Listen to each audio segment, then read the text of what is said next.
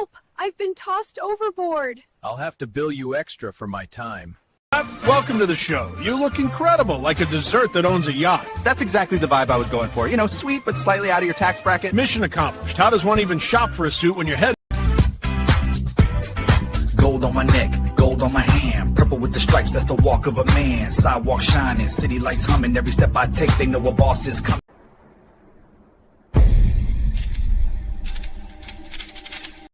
Blazing the whip, gotta vanquish the needs, my kingdom for some poppy seeds. Police or zombie problems? Your tortoise won't stop breakdancing? Try blue tape. The miracle of our age. Yeah! Hey, we love that umbrella guy. All right. Thank you. I'm calling from Los Angeles, and I'm having a little problem under the name ThATuMBRELLAgUy. I sent him my phone number at least 20 times in the chat and told him to call me. He ignored me. I'm a man. I filed the report. If you guys could take a look at it and give me a call back, I would love to hear what you guys can do to help us. We really need to kind of stop this guy at least until Monday. Told him to call me. You know what? I talked to your mayor.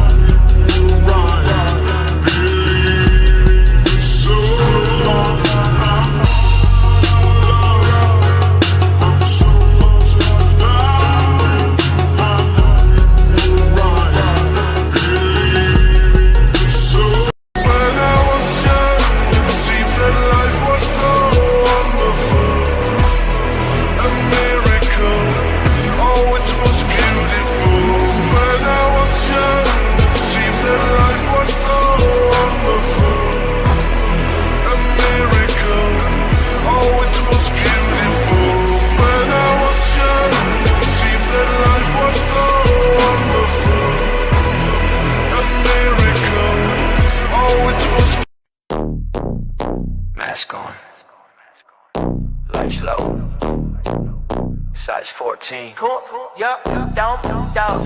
They were selling me a Halo, hands deep in the payroll. PR wolves in the raincoat, calling it a campaign. Same old 100K in the smokestack. Trust us will bring hope back. Every post was a blowback to the screenshots. Hit the group chat. Career crooks in a PR suit. One donor, paid the whole loot. 56 in a quick swoop. Left them hollow as a dry route. Timeline turning into siren. Every threat another siren. Can you feel the floor sliding? Yeah, we see where you're hiding. Master. Pulling down the curtains, receipts in my hand, now it's certain. You were out here grifting for the cloud and the cut. Now the whole feed watching while we're lining you up. Masked up, every line replay. Name and the tag, can't escape that display. You can scrub, you can spin, you can cry, that's enough. But the internet remembers and it's looking real rough. Yeah, that umbrella guy drop links. Suddenly your bravado shrinks. Every don't ass start to stink.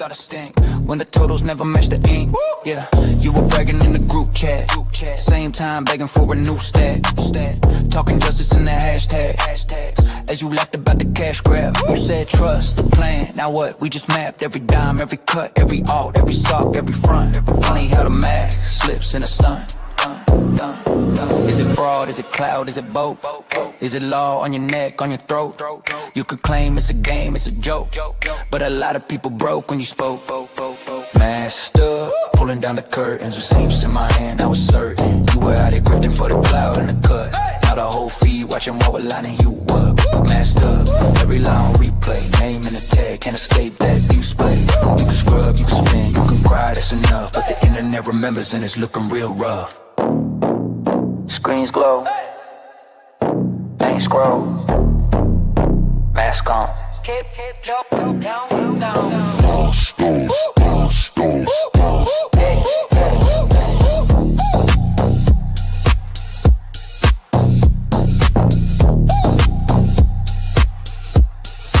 Down.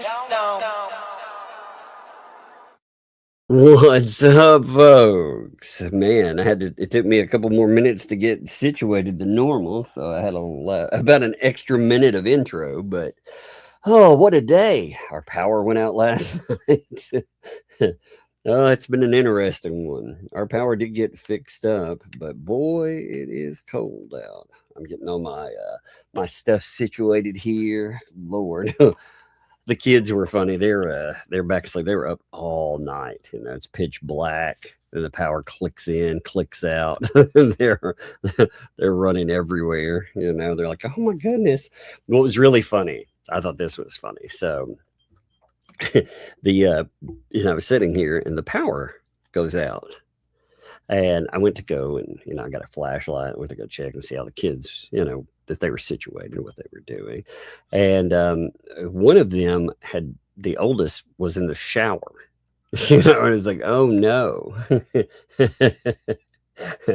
I was like, how are you supposed to manage this?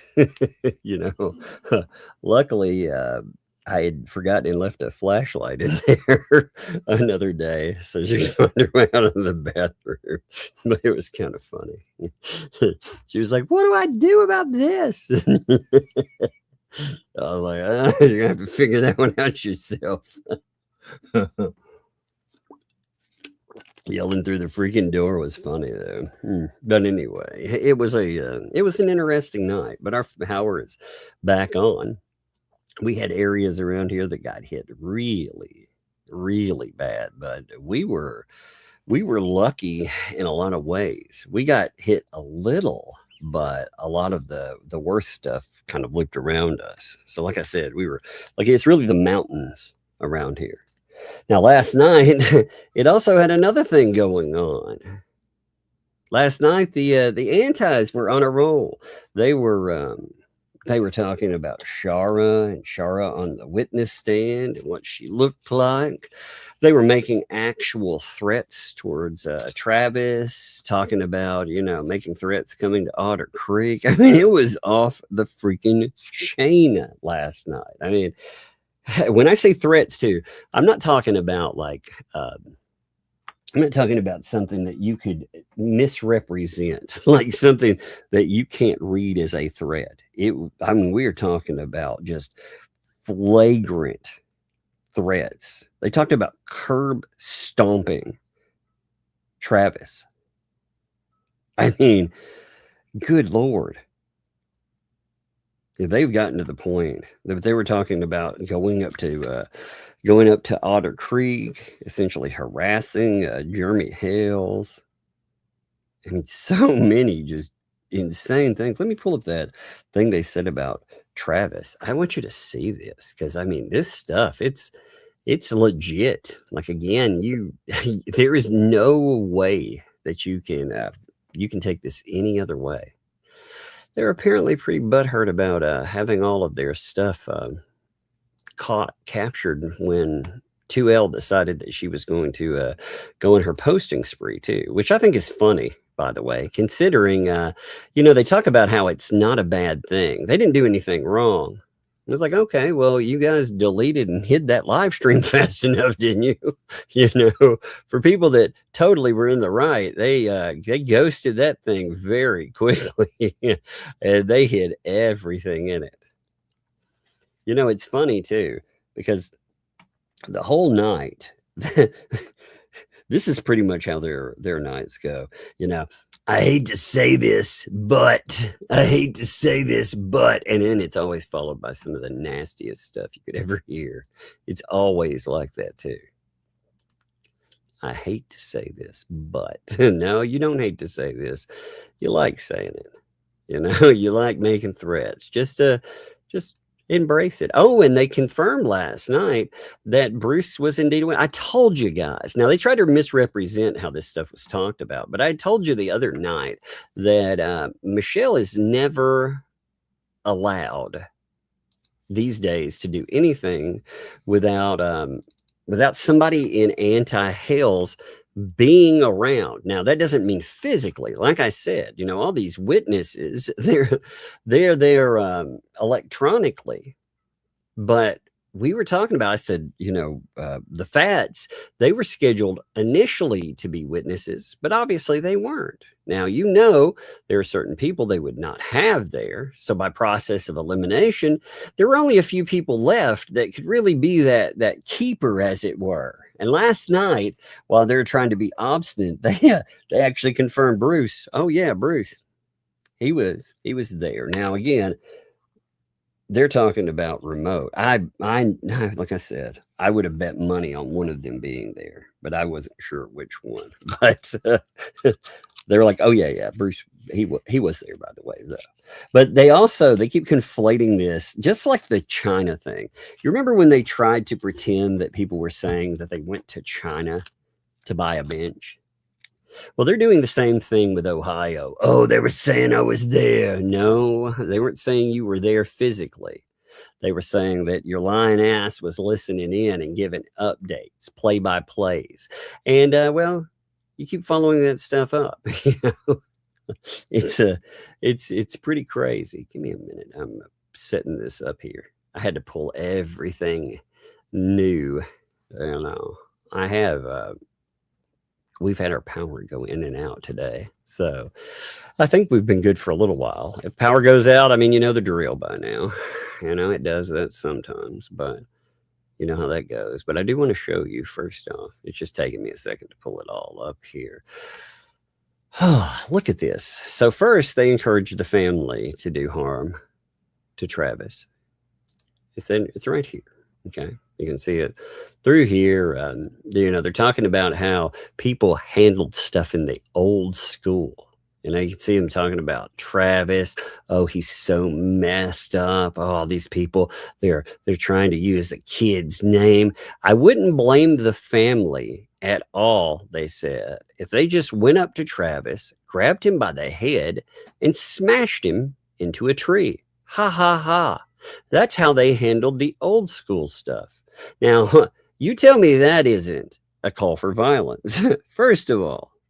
Okay.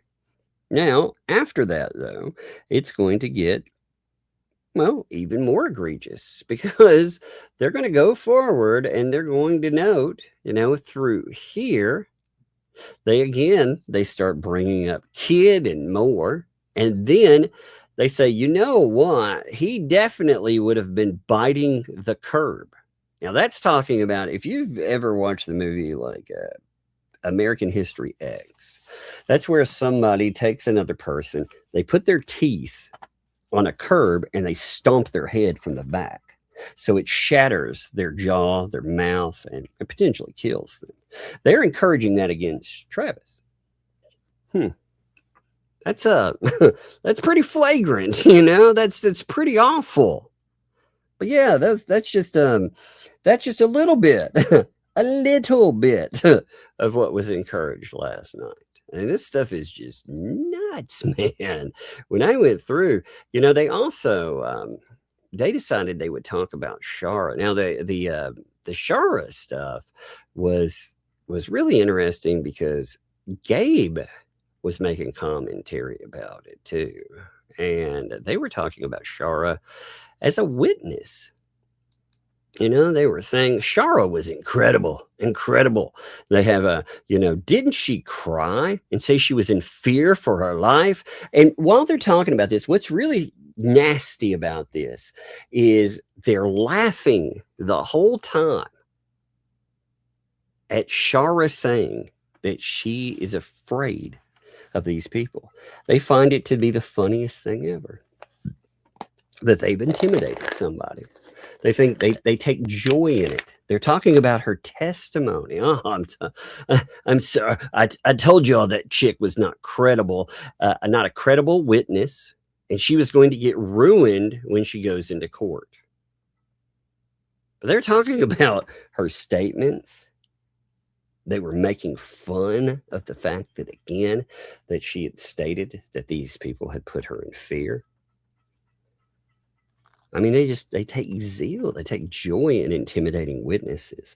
That right there, that's a problem, And again, they keep going back and forth trying to play this game with the courts, but some of the statements they have made recently, it may become a problem for sure. I did think, though, like I said with the Bruce thing, they're trying to be coy and cute about it, and trying to say that people were saying Bruce was sending updates. Yeah, and nobody actually said that. Nobody said that at all. Actually, like I said, and they check this out. Give me 1 minute. So here, they're talking about with Bruce, oh yeah, Germ Tug, they're saying that Bruce is sending updates. Wait, Bruce? Somebody else? Was he there? Oh yeah. Well, they don't know, but yes, Bruce was there. Now they're talking about, again, Bruce not being physically there because Bruce, I'm guessing, again, I'm not asking or trying to confirm anything from the protective order hearings until in the aftermath, but it's really, it's funny. These people, I feel like they've pretty much thrown Michelle Preston and John Cook under the bus as of now, because they're playing the whole game of, oh, I can get updates from anyone I want. I can hear about this stuff from anybody I want. And again, these are the same people that they don't understand anything about courtrooms. Nothing. I mean, absolutely nothing. They don't understand, like I've said many times now, that an order from Ohio is valid in Florida. They don't even understand the simplest of ideas or concepts about protective orders. They don't understand what third party is. Oh, by the way, I do find this fun. So now the Michelle Preston, I guess they're acknowledging that Michelle Preston did speak to me, but now it's supposedly, again, we're back to what was that? Oh yeah, third party. It's supposedly some kind of third party violation. Like, how do you violate a third part? How do you have a third party violation when you don't have a protective order against you? I'm very curious about that. Like, how does that work?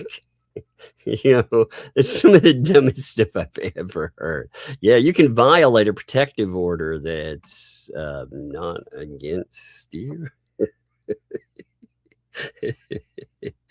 They're like, Tug works for Jeremy. Prove that shit. I'm waiting for that one. Oh, he works for him. Trust us. What a bunch of idiots, man. When they get caught doing something. Oh, they doubled down on the dog thing too last night. So they doubled down on the commentary about Jeremy Hale's running over dogs as well. I was like, we haven't heard that one in a minute. But I mean, last night was like defamation central. It was wild. It was wild. These people, man, they seem intent on talking Lynette Preston and John Cook potentially into a jail cell. It's like that's what they're going for. I mean, they're bragging about all the information that they have. They're not going to tell you yet, but they're bragging about it.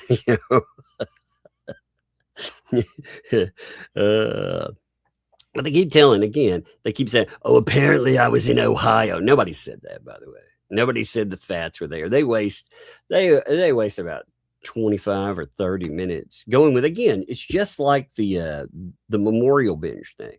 They were like, "Oh, they're saying I went to China to order." How dumb is that?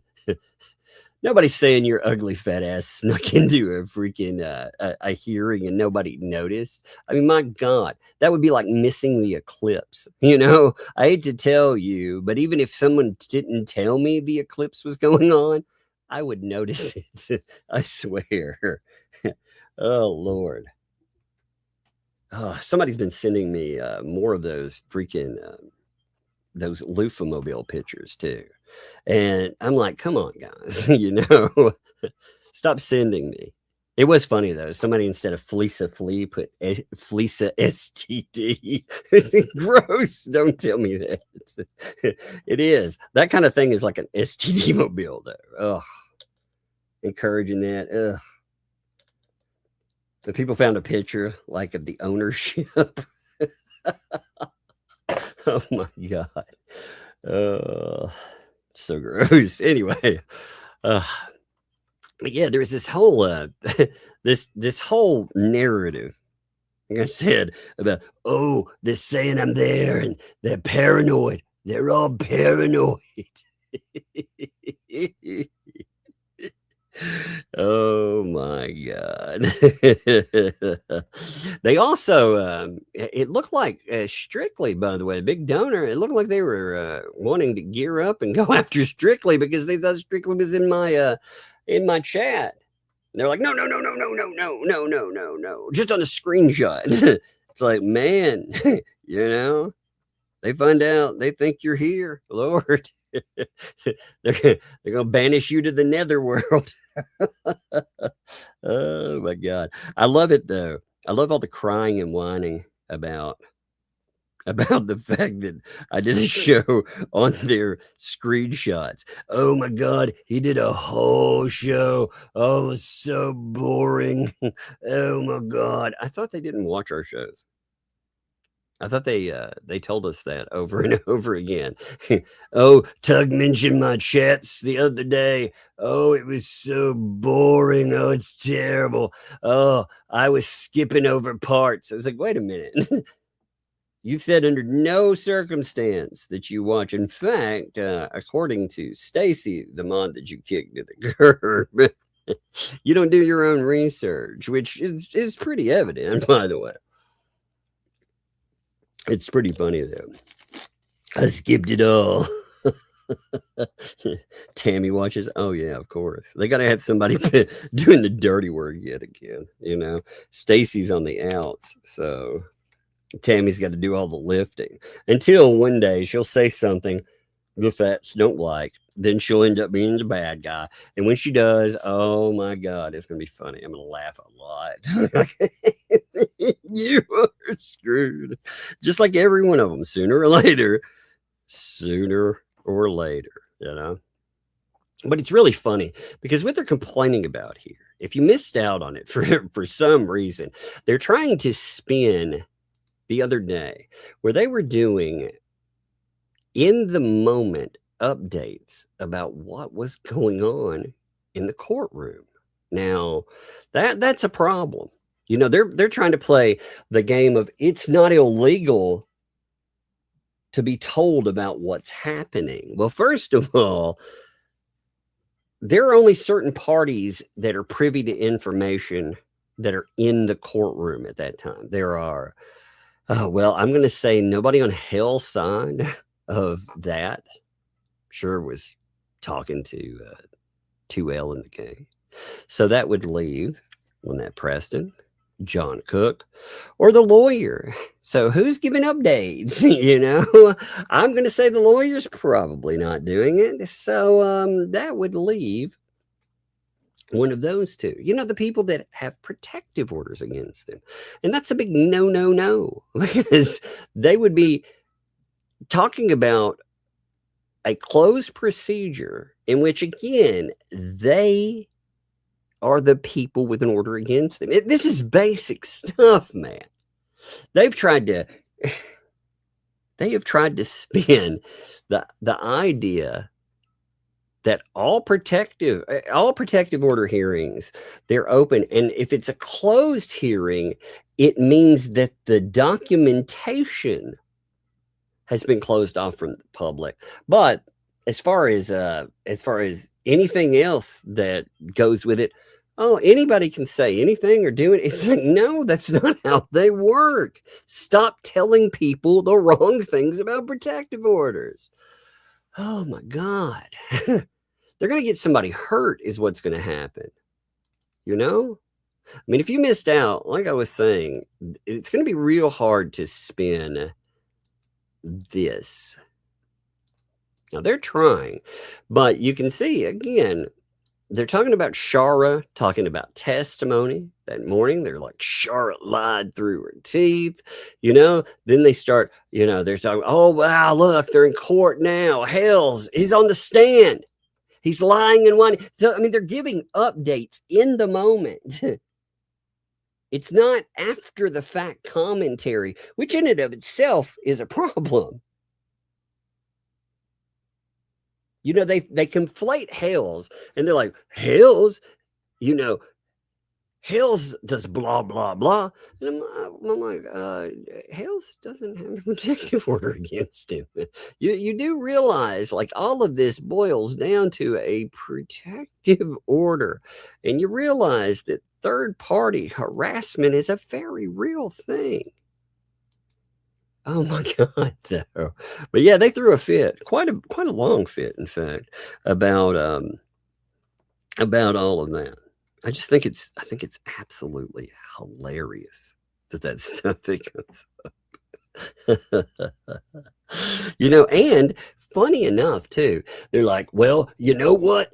Hales, I mean, look, Hales talked about it. He's over there talking that day to Tug. And like, yeah, that didn't happen either. As I said, all of the stuff that I talked about, I didn't have to talk to him because these morons told you who exactly was testifying, who exactly is there. They've made it pretty clear, you know, with the way that they've carried and comported themselves. But they, okay, so this is a pretty funny idea. They're saying that when you're in another person's chat, you can say anything that you want. Because that's not, quote unquote, reporting on something. That's just having an opinion. I kid you not. This is an actual talking point. Okay? This is supposedly get you out of trouble. I don't even know what to say about that one. It's like, are you for real? Are you really saying that because I'm in someone else's chat, it doesn't count? Is that the talking point? Oh my God. I mean, some of these notions that are thrown out are beyond stupid. And between that, we got a lesson on twerking from Marla. I know you all want to hear about that one, don't you? Gross. Yes, Marla was telling us how you, if you want to twerk it, there's a specific way, and Marla knows the way. Marla knows the way to twerk it. It's so gross. I'm going to show you that. I have to. Even if you don't want it, even if you're like, oh, gross, that's the grossest thing I've ever heard, Tug. I'm going to show you. Let me show you this too first. Now, you better imagine, first of all, this is coming from an elderly shut-in that is morbidly obese. And yeah, just picture all that in your mind, okay? When we're going to talk about this. I want you to draw down the perfect encapsulation of it. Okay, are you ready? Now make sure you have no food in your mouth or drink either. Okay, I don't want to ruin anything in your home. All right, here we go. You ready for this? Oh God, Marla, in order to really twerk, you have to do a jerk with your butt, presenting yourself for a sexual encounter, rather like a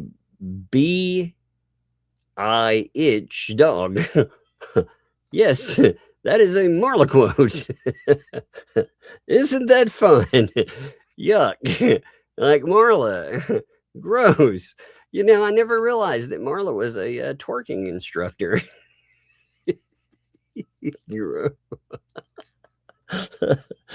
Oh my God. Yeah, I know you'd rather not have that in your mind, but sorry about your luck. You got it anyway. That umbrella guy delivers. Oh my God. It's pretty bad. I do have to say. All right. It's so funny though, because you get this weird shit. But between that, we get the I'm allowed to share my opinions wherever the F I want in someone's chat. Yeah, opinions. An opinion is, you know, this person is an idiot. This person's doing this or this person's doing that. Opinions are not, hey, right now, this person is on the stand. Right now, this person is making a fool of themselves. That is you telling us directly what is going on in the courtroom. You can say part of that is your opinion, but somebody's feeding you information. So that doesn't make it.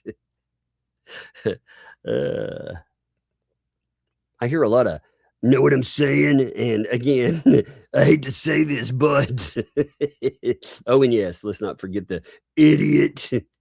Oh, you idiot. Oh my God, man. These people. And these such idiots. They pretend though. They also they don't have to follow any of the rules for Ohio either. You know, they're not in court. I like how they're like, so you're in court and you're going to sit there and explain what Ray was thinking? Really? You're that concerned about what Ray? All right, you're a fool. You're an idiot. Nobody broke any laws. You don't understand. We're not bound by Ohio laws. No one has jurisdiction in Ohio over me, over Ray, over our child. There's no gag order. It's not about a gag order. Again, oh my God. Having someone fed information from the court so they can go out and they can cause someone problems. That is the epitome of violating a protective order. My God, man. You know, what happens with this kind of stuff is, I mean, you can have some severe ramifications. The ramifications, though, they don't care what they're saying here. And I hope Lynette, you know, Lynette's not smart. That comes across a lot. Lynette is very not smart, you know, and she doesn't seem to get, they're not talking about how she or John Cook are not bound by Ohio law. They're saying they are not bound, because when it all falls down, again, as I said, anti-Hales is wrecking Preston. They're gambling, first of all, that they won't have any problems, which maybe they won't, but they're putting it on Michelle Preston and John Cook. And man, this would be something. Again, these were their PR folks. They allowed them to go out. We saw last night was a refresher. I thought it was a good refresher, by the way, on how all these people got together behind the scenes. They fed their PR team, the 2L morons. They fed them all types of information. It's just like that. It's the same thing like back in August 15th. It's never stopped. It has never freaking stopped, though. But they talk about, you know, what was happening there. And it's amazing to see all of this discussion that's presented, because when they talk about it again, oh, you know, their esteemed opinion, oh, they ran out of time. That's why it's continued. No shit. No shit. They're like, they're like, oh man, there's nobody's guaranteeing a 5-year extension. Man, you people are trying. You are very much trying. They're also, now again, the Shara thing, it will pick up in the original thing. It doesn't, this is, I mean, again, you get people whispering in the background or talking low, and it picks it up instead of scared for. It says, and again, this is, she was a queer for life is how it picked it up. So that is scared for. Again, that is actually better suited. I took a clip of it and pulled it up. And you can see where they're talking about it here. You know, I'll show you the actual statement. So when you see that, you don't think it's wrong, because they were saying, you know, didn't she cry and say she was in fear for her life? And I mean, you get the fat over there. Like I said, you just oh God, we'll have to play this tomorrow. But she's like, oh, sorry. I mean, it's so gross, man. They're mocking somebody for saying that they're afraid of these people. They're absolutely afraid of these people. It's so gross, man. It is. So here's how that comes up, though. I like to show you how this stuff comes together. You have Gabe talking about how Shara was, by the way, which was really interesting, you know.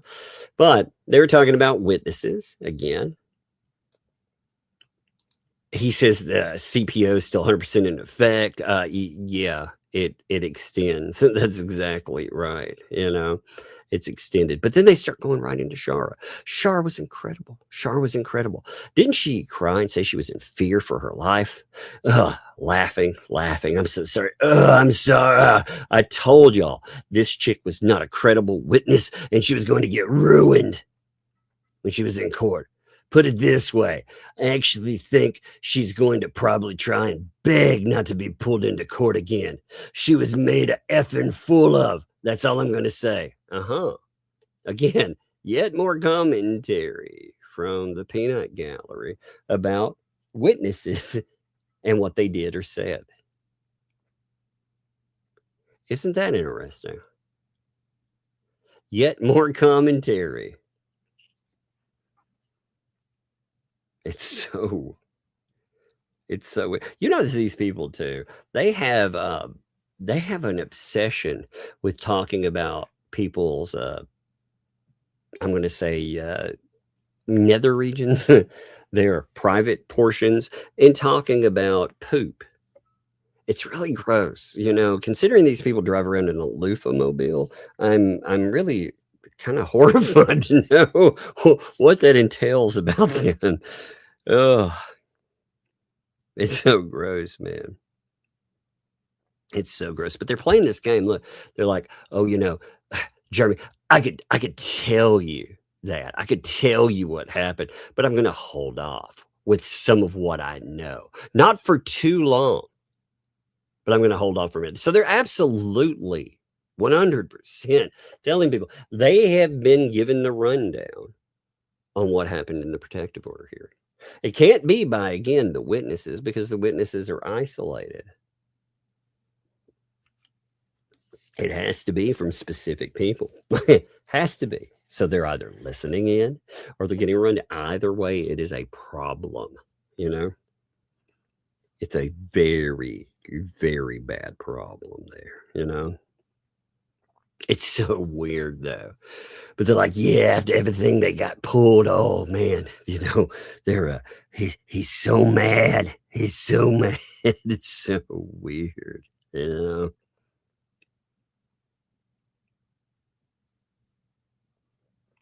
But she tried to play, you know, she's like, yeah, you said Jeremy was on the stand. So they assumed he is being messaged. Well, they can assume whatever they want. They don't know anything. Yeah, like I said, you're giving a play-by-play. Again, this obstinate bullshit, especially, you know, when you're calling what's happening. Oh yeah. That's a real problem there. And Megan also said they might have had you on the phone. Now look at this excuse for the phone thing. All right. This is so funny. Because they're basically like, you know what their excuse is? Well, Michelle and John are idiots. They couldn't do that. You know, because it's really difficult to to pull up a Zoom call and also have somebody on a call muted. Like, are you kidding me? Could have been on anything. I mean, again, but they're like, muted so they don't hear you, but you could hear them. Okay, so let's look at that realistically. All right. Now, Who was supposed to be on the phone with me? You know, right. Sorry. John or Michelle had you on your phone. So you could hear everything. Okay. So they're on their phones, right? Now, let's look at this realistically. And please don't take offense, John or Michelle, okay? But I expect John or Michelle, who John doesn't really know a lot of technical stuff. I mean, he likes his phone. They're not technical, like knowledgeable. You're not tech savvy. Yeah, you have to be tech savvy. They're idiots. They're idiots. How can you expect them? And I mean, granted, they are idiots. So, but still, you would think so, but they're not really like that. You would think they would be tech savvy. Holy shit. That's actually, I got to do a John Cook. I want a tech savvy John Cook and Michelle Preston. Give me a second. I got to make that. I got to make it. Oh God, I got to make an image of that. That's so amazing. I'm going to have them working. I'm going to have them working tech support. Oh my God, that's pretty funny. You would think they would be, but they're not. Shit. You don't have to be, again, you don't have to have tech prowess to realize how to do this. What's really funny is how they talk down, especially to Preston. They talk about her like she's an idiot. She can't handle money. She can't handle responsibility. They talked about how they worry about a kid in her care. I mean, really, they have attacked her in so many ways. All right, take these two and have them working tech support. All right. Let's see what we get out of this. But they're not really tech savvy, even though you would think they would be. So for Michelle or John, I guess they were on Zoom. And then for them to be on another call at the same time, like manipulating stuff. What do you have to manipulate there? I mean, like I said, this is idiocy. It also assumes, no one has a burner or anything else. I mean, for real, it's so stupid, man. You go to Walmart and pop off a freaking burner phone for what? $30. They're not very expensive. You pay them month to month. But they're like, then, okay, now this is what kills me. Like I said, they spend so much time trying to sell this idea that people in Coop's chat were trying to say that she was there, that she was there in a wig. And I'm like, what? What? No, nobody said that. I like this too. This was really funny. So they start talking about Michael, and they're like, oh, well, they're saying Michael's wearing wigs now in the Lips and Chips show. Michael wearing a wig? The dude's Greek. Oh, he's got a full head of hair. I've never met a bald Greek guy. Male pattern baldness is highly prevalent in Greece. In fact, I looked this up because I was curious about it. Over 1 in 3 men in Greece have male pattern baldness. 34.23% is the estimate. So that's how smart they are with that. But too, they think everything is about race. So when people call him Doritos, they're like, oh my God, Hispanic. This is some racist fucking people, man. I mean, imagine. Ew. I mean, seriously. They're like, oh my God, they think he's Hispanic. So I think that's more commentary on the person that says that, don't you? To think that when somebody mentions chips, the first thing you think is that's about Hispanics. I was like, what? What?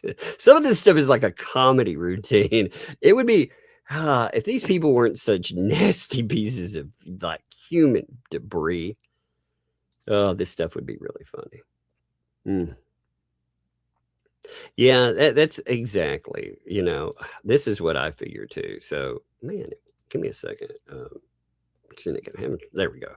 I thought this was a good statement there, but they will succeed in getting LMNOP put in jail. Yeah, there's a high possibility that LMNOP, John Cook, they would hit them, but that won't prevent them from going to the slammer as well.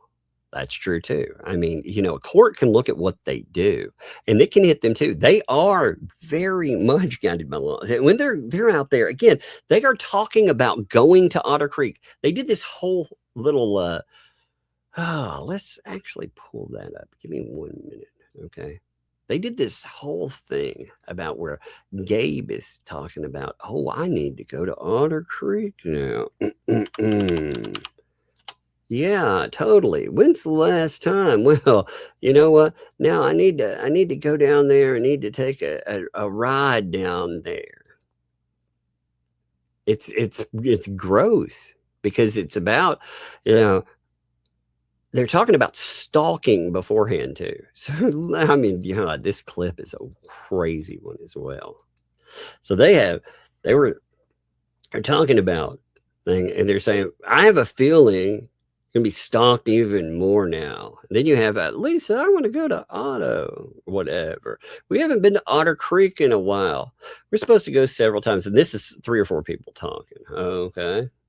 Then you have another one being like, well, Gabe, don't you need to go down there and look at, a landscaping ideas? And then you have the fats like, no, because I mean, this is them discussing openly stalking a dude. And Gabe's like, yeah, I need to. Yeah.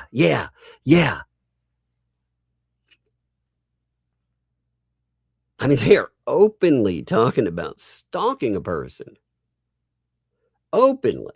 Then they talk, of course, about how he does not like dogs and stuff as well later on. So they talk about bringing dogs to Otter Creek because they think that will bother him. I mean, again, they are openly. See, one thing, this is a problem right here that is caused, in my opinion, by ineffective law enforcement.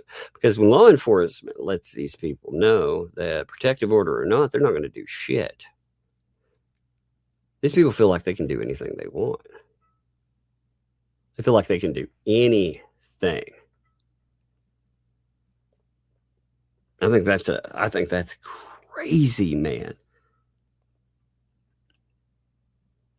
That is so crazy.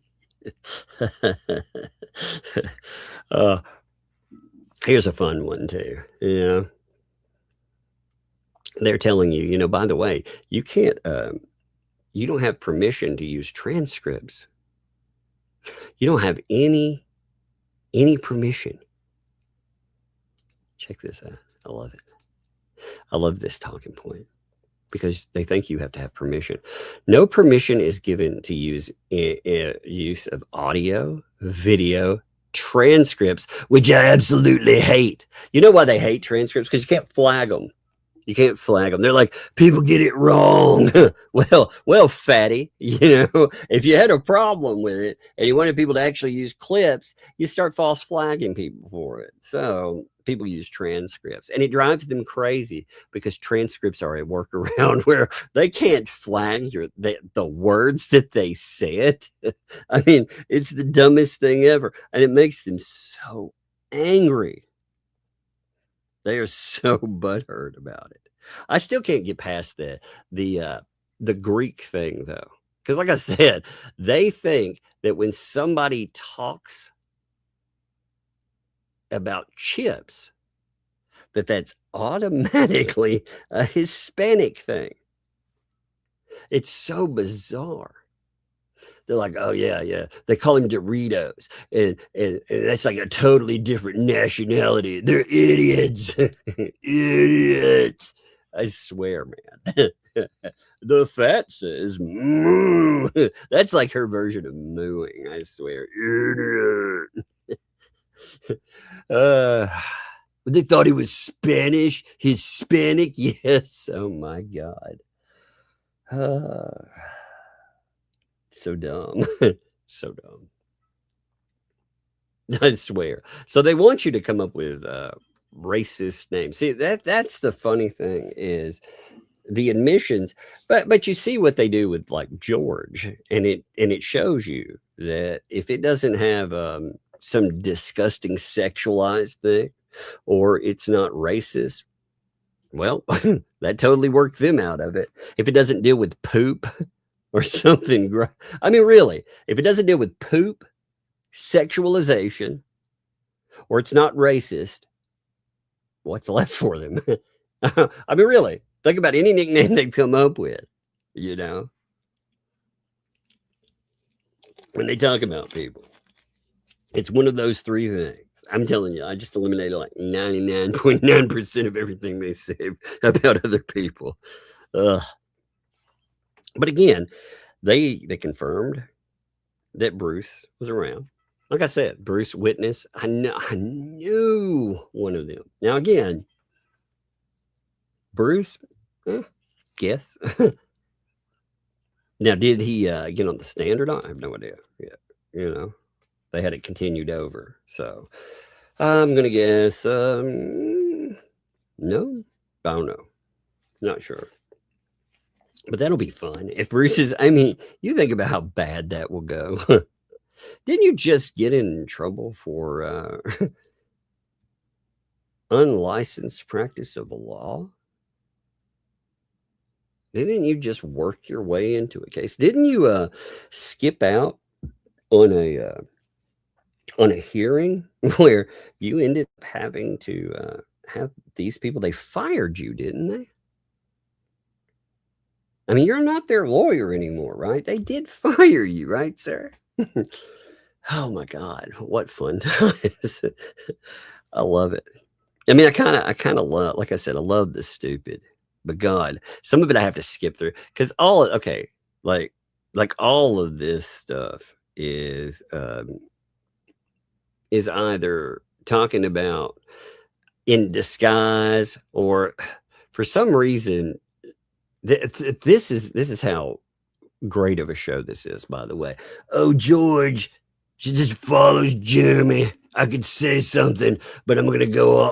I'm gonna hold off because I do know a little more about what happened. You know, again, queuing in Ohio, but she's like his pet, right? Pet, like a puppet. She's like a pet. A chia. She's a chia pet. What? You do know what a chia pet is, right? I mean, what does that even mean? Like, I don't even get what the fuck that's supposed to mean. A chia pet? Oh, wow, it's a little vase with freaking, you put in little flowery crap or whatever, and it grows. Woohoo! That's amazing. What a comeback. Oh, my God. Like I said, I have to skip some of that because when I look at it, I'm like, this is the dumbest shit I've ever read. You know, it's the dumbest shit I've ever read. It is funny though.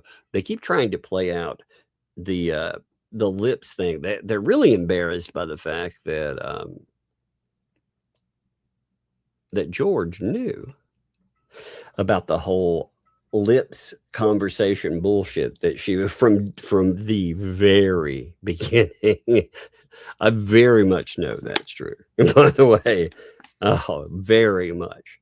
But they want to. They're like, oh, George didn't know. Dude, there's video of her freaking writing a part of it. It's so ridiculous, man. These people. But you see, also, the reason I show you this in real time, too, is because they talk about people not having any material or anything. But look at this. I mean, this is just, Jesus. Space is just pulling garbage out of the air and hoping. Some of it's on repeat. The reason I'm keeping up with it so much now is because they're talking about something that may well end up causing them all problems. Look at them whining about they grab the transcripts and they think they know what the F's going on. Oh, you really need to listen. No, I'll get rid of the transcript. Thank you. You know. They're like, oh man, you get one person. No, you all are the same person. You know, sorry about your luck, but you know, like I said, we could play clips, but you'll fall asleep. So fuck yourself. This is what you get, and I love it. They hate it because number one, we can pull the transcript, and number two, we can monetize their streams better than they can. That's got to be kind of embarrassing, you know. It does, don't you think? Don't you think that would be embarrassing? They also, funny enough, they're trying to say that they don't delete videos. I don't delete shit. They think I do, but I don't. Actually, you can tell if a video has been deleted very easily. When you click on the link, it will tell you. Like Ray's video from the other day, he privated. How do I know that he privated? Because when I hit the freaking link to it, it tells me that it has been privated. So as far as material is concerned, all you have to do is hit the freaking thing and see where did it go. So yes, you can tell whether or not somebody is deleting items. It's so much. They also, weirdly enough, there's this weird conspiracy. They are very paranoid. And you know how you can tell about it? You can tell because they have been attacking this woman in their chats. This a cat, her name is partially something cat lady. And they think it's some lady that's posting over on Facebook.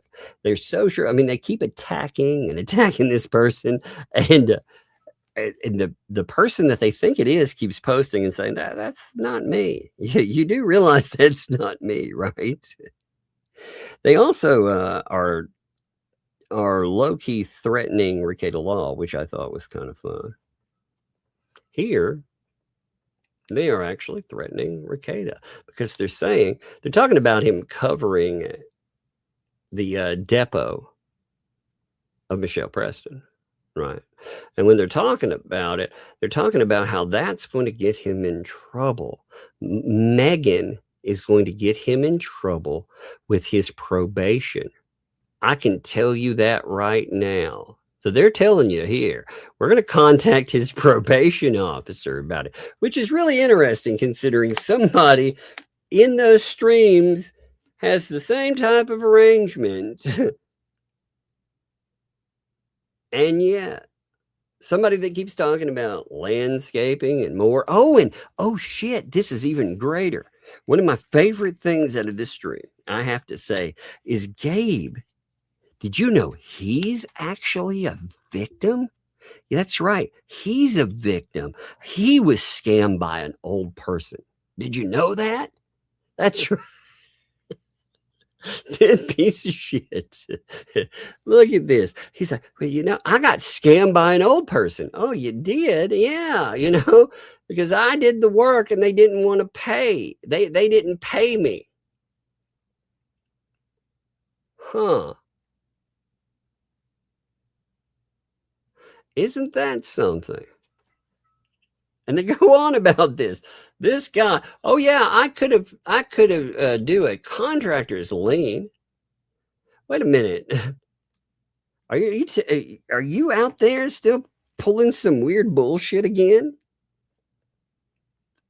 Are you supposed to be contracting and doing this stuff? I mean, is this what he's supposed to be doing these days after all the trouble that he had? I'm really curious about that. Because he's talking about, yeah, I could have done that. Well, look, you know, they needed the work done. They obviously needed it more than me. I just let it go. I mean, it wasn't that bad. It was like a $400 or $500 job. Sometimes it's not worth it. Lady got caught in the corner, and I did 2 jobs in there. I did hers as a favor. Contracting jobs, huh? Gabe is the contractor? Is that what we're hearing? Huh. I need to do some research on that. I'm very curious about something with that. 1 minute. Let me see something. Is Gabe supposed to be doing contracting work? It's just very weird, you know. Like I said, I did find it really interesting though to play the victim and then be like, you know, well, I let it go because God works in mysterious ways.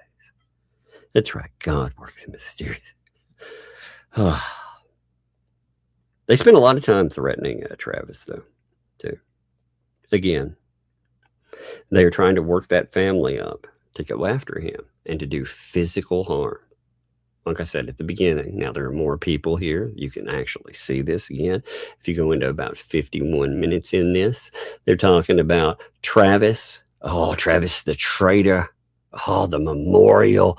Yeah, you know, with that, I mean, seriously, they said, I wouldn't blame the family at all if they just went up to Travis, grabbed him by the head, and smashed his face into a tree.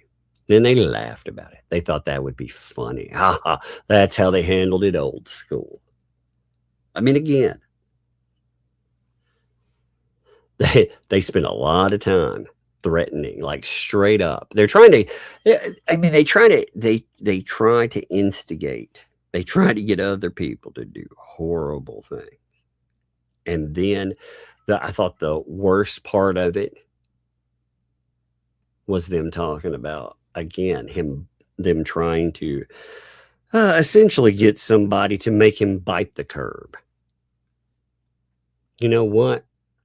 He definitely would have been biting the curb. Karma's going to get him. I mean, that is a straight up threat. 1 second, I clear my throat.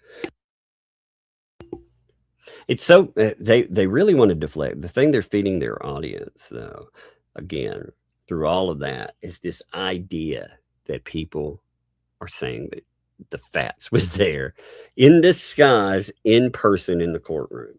It is the most absurd thing, but, you know, the little cult over there, it allows them to skip over some really crucial questions about, again, if they had a protective order against another human being, if they themselves said, hey, these people are stalking me, they got a protective order, and then somebody was apparently leaking information from a hearing that in real time, they're doing play-by-plays to somebody who, after they post it, they panic, they delete everything, and then the stream gets privated, even though it's big clicks for old Ray. To the point it's misleading too, because they've been feeding their viewership the idea that there couldn't be anything. A lot, like, there are comments that are saying, "Oh, these people are stupid." You know why? Because there wasn't a stream. There was Thursday, and then there's one that popped up just now. It's like they deleted it, you morons. Oh my God, it's not there anymore. But there are plenty of screenshots. But they've convinced you in your little cult-like bubble that you can't ever come out and look at anything else. It's very bizarre.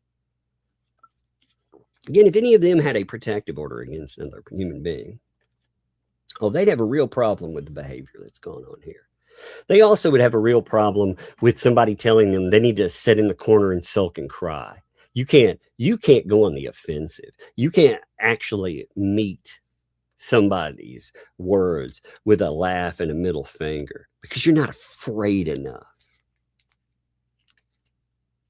With people talking about, getting this group of folks to come to where you live and shit. They'd have a real problem with it. But now, there was another document as well. Hey, what's up, Travis, man? A different Travis, by the way. just note.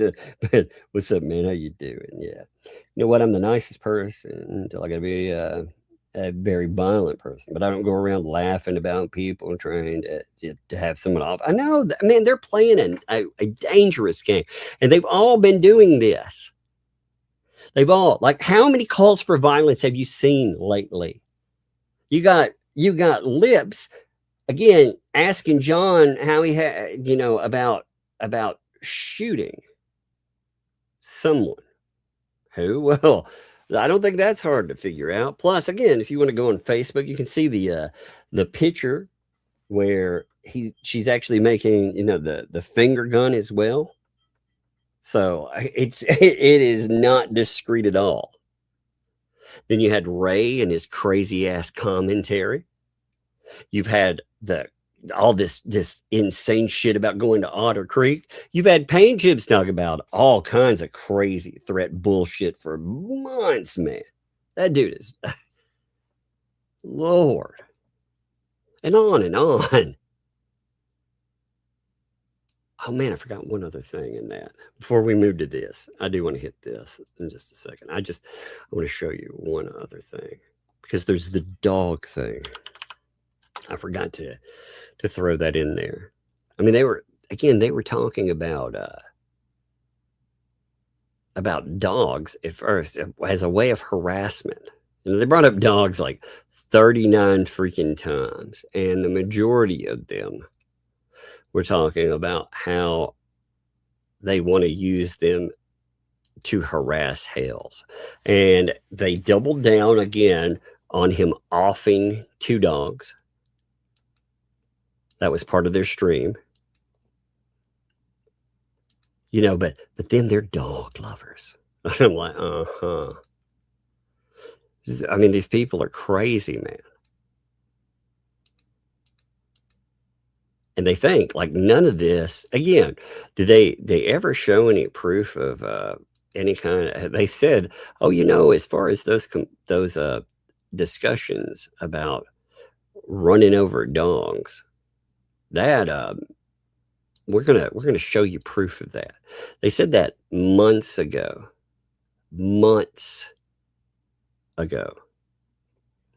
Here we go. I'm going to show you this quote real quick, just to bring this up before we hit that bankruptcy document.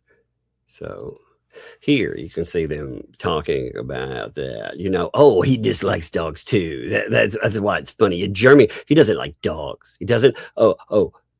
You should have told me that. He doesn't like dogs. No, he used to piss and moan about dogs being loose in the streets of Otter Creek. He's one of those people. Yeah. Here's the thing. Dogs running loose are dangerous. If you have ever lived out in the country, here's the thing. We used to have to deal with people's wild dogs, and it was horrible. Like, I hated to be put in a situation like this. My grandfather raised cattle. We would have people drop off dogs, and they would either starve or they would become pretty much feral. And then they would have other dogs, and they would run wild. And what they would do is they would kill, they do all kinds of stuff, but they try to, in order to eat in a group, they would kill cows, they kill calves, but they'd also, what they would do a lot of times is they would take like a female cow and, a heifer, and they would run it into a fence. And if they could get it stuck in the fence, then they would attack it until they wear it down and they kill it. They'd do that, and you'd have to deal with them. And I hated that, because what a horrible situation that people cause. But it's dangerous. It's also dangerous to people, But apparently you're supposed to let them pack up and run around.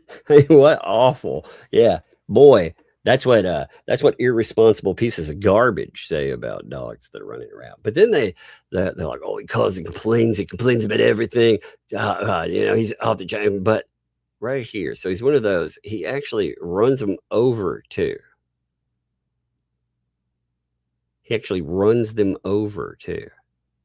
So they threw that in there yet again. They just started this insane rumor. And it's all based with, remember when Preston was talking about popping off a couple of dogs? You know, Shara mentioned that. And oh my God. Oh my God. I got the text. You want to see the tech support pictures? By the way, I got a couple of those. Check this out. This is a JC and LMNOP tech support. Oh my God, this is pretty funny. Here you go. Look, ma'am, rebooting it 20 more times, it won't fix it. Look, they got them there. They're like, oh yeah, they're running tech support. Here they are. Oh no, have you tried throwing it out the window? Oh my God. That's how I picture their tech support discussion earlier. Oh my gosh. Yeah, exactly. People are bringing up Dead Dog Road. Exactly, man. You know, all of that mess. It happens because of irresponsible morons. But of course, you know, everything becomes anything they can weaponize. My daughter, for example, we don't have a dog. I like dogs. I've had dogs throughout my life, but my oldest had 2 run-ins with dogs that were wild that people had let go. One of them tried to attack her when she was little, you know, while we were out in the middle of nowhere. One came up on our porch and tried to attack, and then one came after her and she ended up dropping a tablet when she was a little bit older and broke it. So she had 2 bad examples with dogs and she doesn't like them, you know. But hey, you know, they're the kind of people that lead to those bad examples. And it's terrible, you know, because I just hate people like that. Now this is supposed to be a saran wrap filing, all right? Now, when you look at this, weirdly enough, this doesn't look like any of his prior filing. Remember that filing we looked at that was like it was like 5 pages of, well, I mean, it had 14 pages, I think, all told. But the the argument was essentially like 5 pages of nothing, no citation, no nothing. Well, weirdly enough, this document pops up. This document with citation and more. And it looks nothing like anything else he's done. Huh. So let's look over this. And you tell me if it looks like something you've seen before, or if it looks, I don't know. Again, different person. AI, same person. I don't know. Debtor's reply to creditor Jeremy Hale's response in opposition to debtor's emergency motion to enforce the automatic stay and for damages pursuant to 11 USC 362K. So, blah, blah, blah at the beginning. You know, that's always the same thing, right? Just introduces the name we've told. Introduction. The creditor's response fundamentally mischaracterizes both the nature of the automatic stay and limits of state court jurisdiction in bankruptcy matters. Hales argues that the automatic stay does not apply to sanctioned proceedings because the debtor was the plaintiff in the underlying state court action. The argument conflates 2 distinct legal principles: the rule that a debtor may continue to prosecute her own claims, and the fundamental protections afforded by the automatic stay against actions seeking to impose monetary liability on the debtor. The motion for sanctions under Florida statute 57.105 is not a continuation of the debtor's lawsuit. It is a separate and distinct claim against the debtor seeking to create a new monetary liability. Oh no, it is indeed a continuation. You can't separate the sanctions portion and say that that is separate and distinct from the case that you brought. It is all one case. That is insane to try to be like, no. That's a different thing. That's totally different. That is a wild, stupid argument. Oh, good God.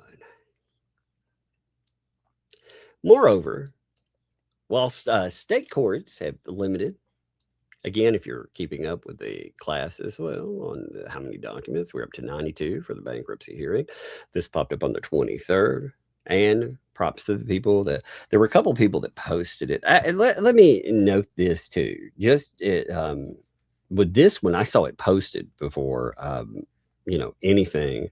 If anyone sees a document posted, there's so many cases now. If you would note it in email, please, as well, I would certainly appreciate it, that way, because the people who track them, good Lord, like it's a lot. It's a lot for them to keep up with as well. So anybody that notices cases, notices any new updates, just like I said, if you see one, you see a post, you see anything about it that posts to the, to the docket, like I said, if you note that, appreciate that too.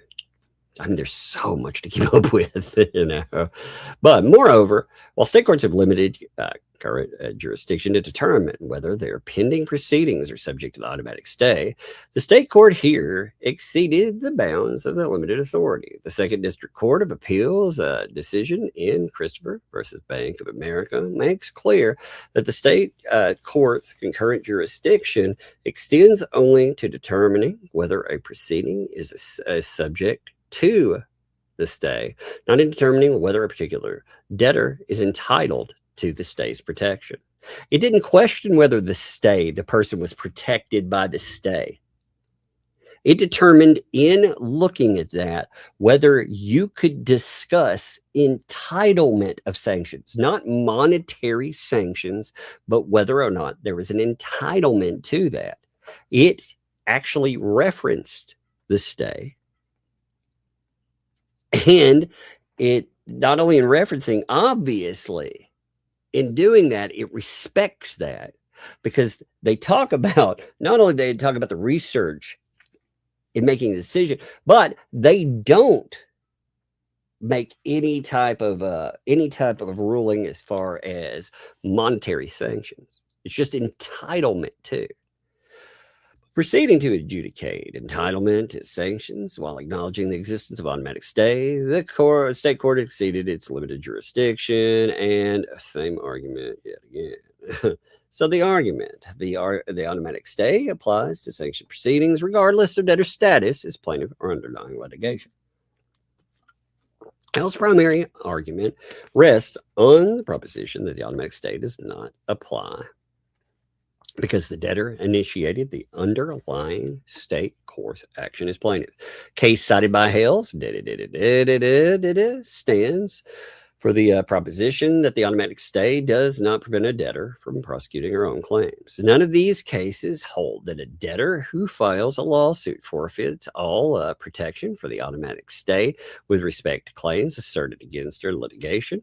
Home involved a debtor plaintiff whose case was dismissed for lack of prosecution while a bankruptcy petition was pending. The court held that the automatic stay did not prevent dismissal, quote unquote, or quote, rather, the automatic stay provisions of Section 362 of the Bankruptcy Code, 11 U.S.C. 362, applies only to actions brought against a debtor in bankruptcy. The court did not address whether a creditor. Look at this. Now, first of all, look, there are quotations. Now, I've not looked into any of these, by the way, but you've seen, again, Saran Wrap's work. Quotations? What's going on? Wait a minute. That doesn't belong there, not in his work. Are you kidding me? What's happening? Something feels weird in that, doesn't it? But the court did not address whether it could pursue affirmative monetary relief against the debtor within that same litigation. Callaway involved sanctions imposed against a vexatious litigant who had filed a bankruptcy petition after entry of an amended order barring, against a vexatious? You mean somebody who... Oh my God. The one thing that they're going to run away from in all of this is the fact that the court ruled that they filed a frivolous garbage lawsuit that cost somebody a lot of money. Again, they're running from that idea. We filed a bankruptcy petition after entry of amended order barring her from filing further submissions. Wow. I wonder if we'll see something like this in the future from some people. The 4th District Court of Appeal affirmed, concluding that the final order on appeal does not involve an action against appellant as debtor or against appellant's bankruptcy estate. The sanctioned issue in Callaway barred future filings rather than imposing monetary liability. This one right here involved post-judgment supplementary proceedings against non-debtor third parties after a judgment debtor entry filed bankruptcy. So they note page numbers. The court held that the automatic stay did not preclude in pleading non-debtor third parties because those proceedings did not seek relief against the debtor. The court confirmed that, quote unquote, the clear language of 362 stays actions only against a debtor.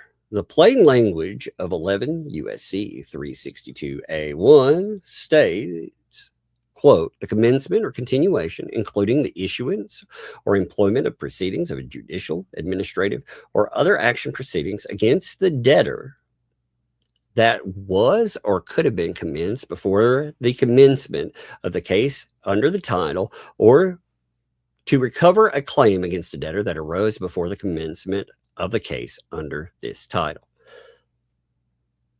The motion for sanction seeks to recover a claim against the debtor within the meaning of the statute. Again, they're going to have a lot of fun with this argument through here, because ultimately, like I said, what they're asking for here, when you think about it, they're saying this person brought a fraudulent lawsuit, a garbage lawsuit, which under the state of Florida, they were given weeks to remove.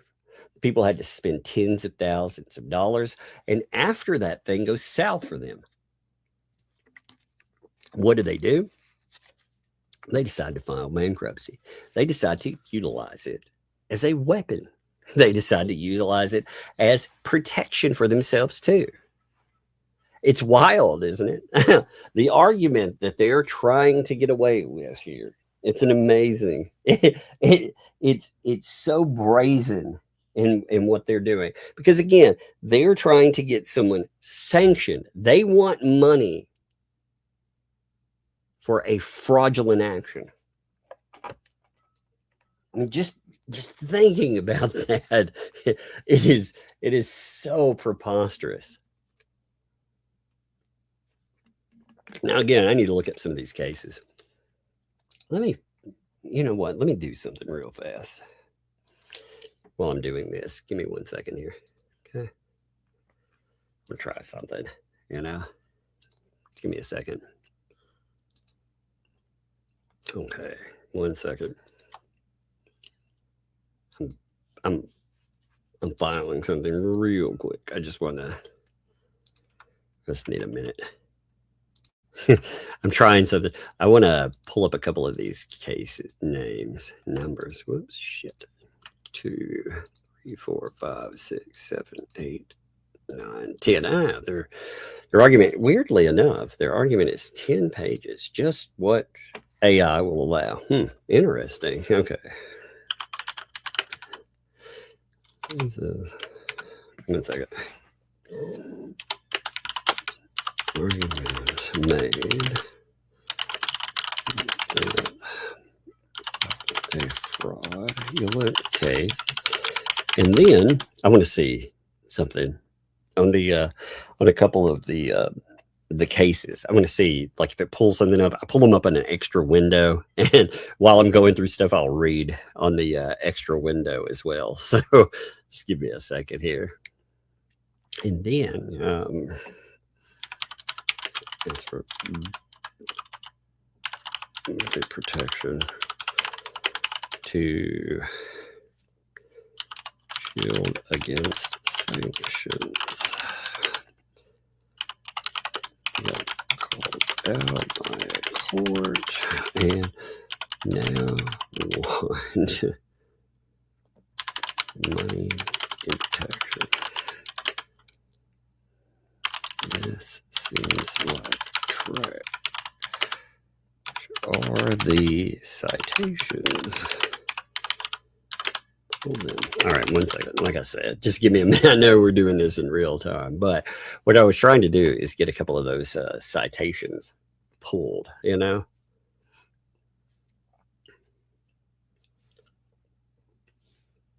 As far as citations, all right. Yeah. Okay, so the citations look like they are at least realistic. They're there, you know. But what they're doing through this, like I said, in here, as we've noted, it looks like what they're trying to do is skip out on the bad faith conduct. You know, with courts, they're supposed to look at what provokes this too. Again, the argument that Randy utilized that I thought was very effective and stuff was that bankruptcy law was not put in place to be utilized as a sword and a shield. And that's what these people have done. They have tried to weaponize it in a way that allows them to attack somebody and then try to walk away consequence free. That's not the way that's supposed to work.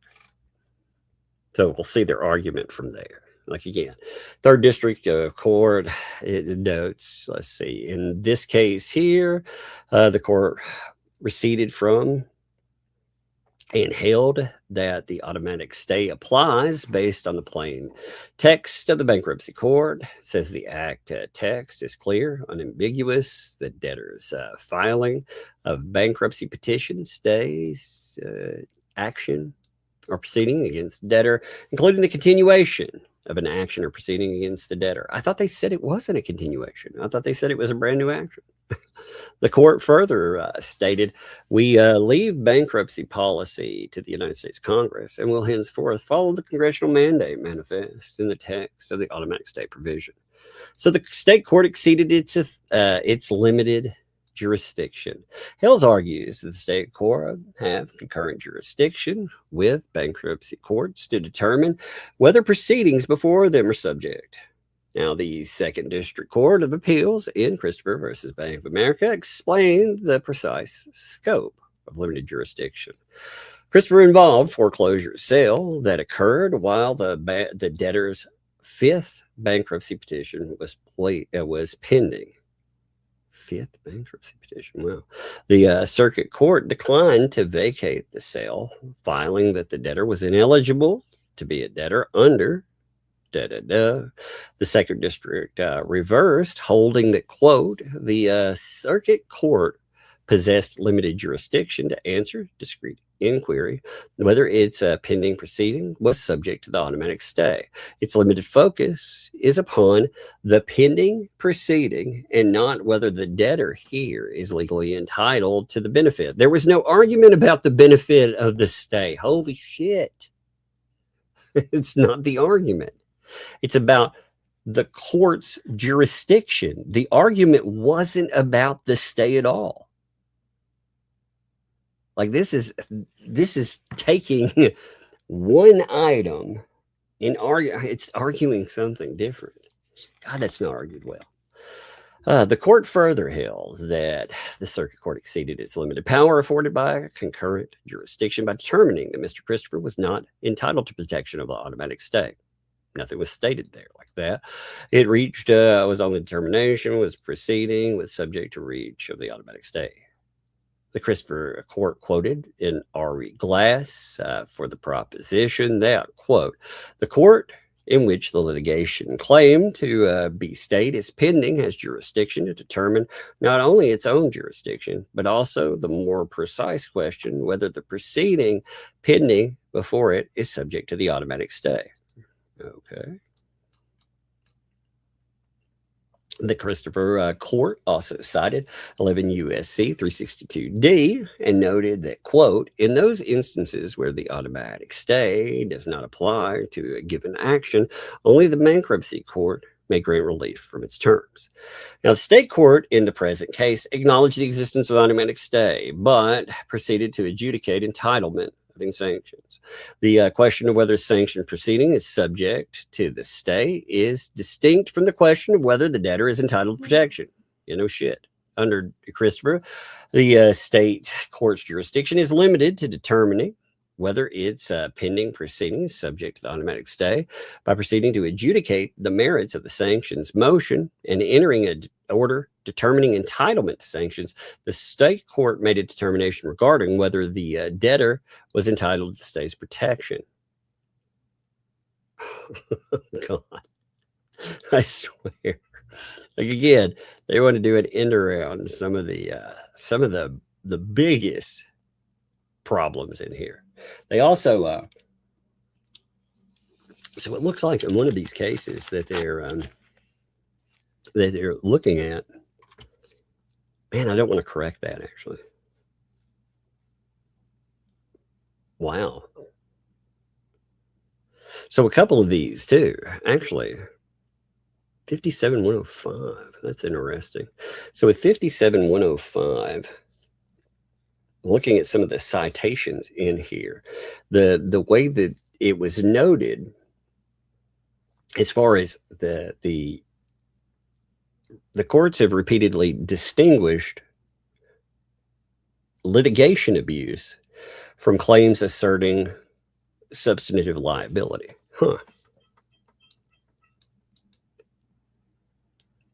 So that is a huge, oh God. They leave out, I mean, again, there are glaring holes in this argument, and the glaring holes are, I wonder, wait, let me ask this something.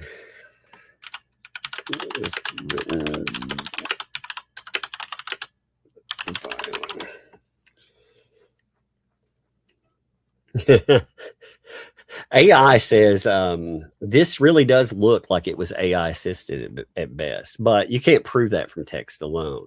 The long answer they give is this, by the way. They say, why does it look AI assisted? There are several classic AI law brief fingerprints. Now, none really by themselves scream it, but together they yell. So, one, over perfect citation density with minimal factual engagement. AI loves long strings of correct citations, repeated reinstatements of black letter law, very little grappling with messy facts. This brief heavily quotes 362A1 and 362K, repeats plain language, clear mandate, and its void ab initio. It barely engages the actual conduct that triggered sanctions. That, according to AI here, is a tell about AI. Human litigators usually can't resist hammering facts when they help them. Here, facts are kind of avoided. Excessive redundancy phrased slightly differently. AI writing often repeats the same argument. You know, it goes back over and over again with minor syntactic variation. So it'll change it up just enough, but across multiple sections. Example pattern here. The dispositive question is not who initiated the lawsuit. Also, the question is not whether the debtor was plaintiff, regardless of who initiated the underlying litigation. It's like semantic looping, a known LLM behavior. A human usually consolidates all of that into one strong paragraph. Aggressive reliance on plain meaning rhetoric. AI models are also trained to lean on plain language, emphasize statutory text, treat law like a deterministic logic. Real judges know bankruptcy law is etiquette heavy. Real bankruptcy lawyers usually hedge more. This brief treats 362 like it's a math problem. It says that's suspicious. Tone mismatch. Let's keep looking at it then. Let's see. All right. we're going to run out of time on this thing. It's not a huge line. You know, it's 14 pages, but only 10 of them are really stacked with anything. So the state court order is void. Actions taken in violation of the automatic stay are void and without effect. And The Christopher Court recognized this principle, citing this here for the proposition that, quote, an action taken in violation of the automatic stay has been determined to be void and without effect. Again, you have more citation. Further confirms that filing a bankruptcy petition triggers an automatic stay of all proceedings against the debtor effective the date of the petition is filed, and actions taken in violation of the stay are void, even if there is no actual notice of the stay. They're like, it protects us from all consequences, everything. Hales may argue, relying on NRE Glass, that the state court's decision interpreting the scope of the automatic stay are not void, but in RE Glass stated the court rejects debtor's implicit argument that a state court's decision interpreting the scope of the automatic stay is the statement must be understood in context. In RE Glass involved a state court's determination that a contempt proceeding for failing to pay child support was exempted. Wait, that says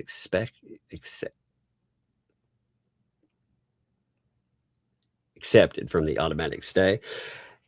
I don't know. I thought I was like exempted. No way. That's not. Yeah, my brain wanted to make that 3 different words. I was like, well, give me a second here. Okay.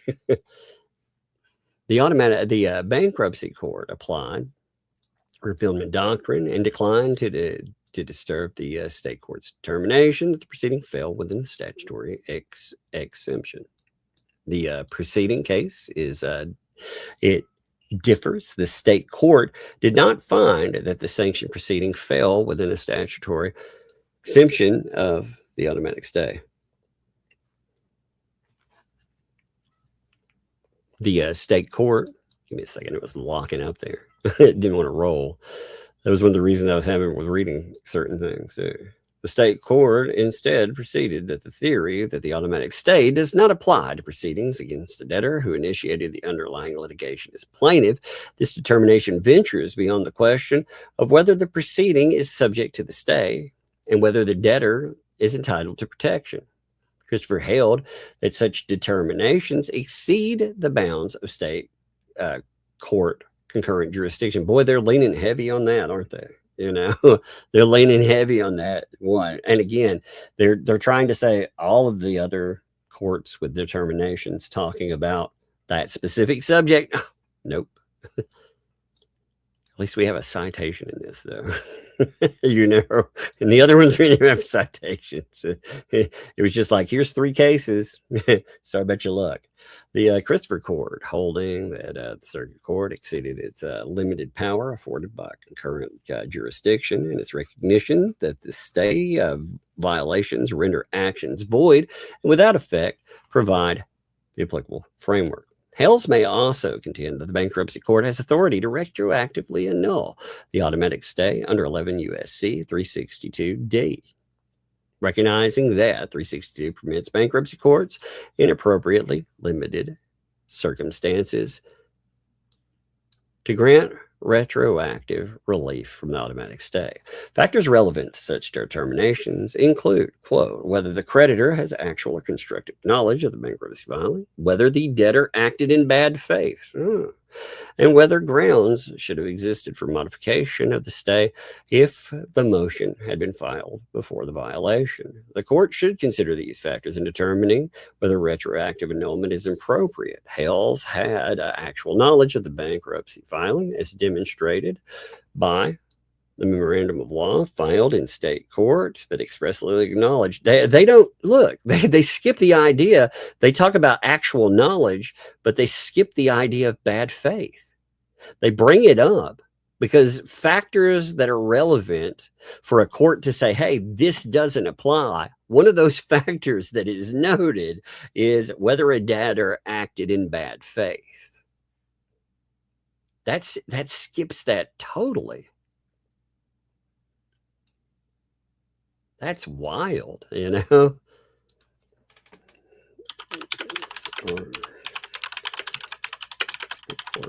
On 1 second, what page is that? I'm making a note for myself. I want to look at this because I want to check on something later.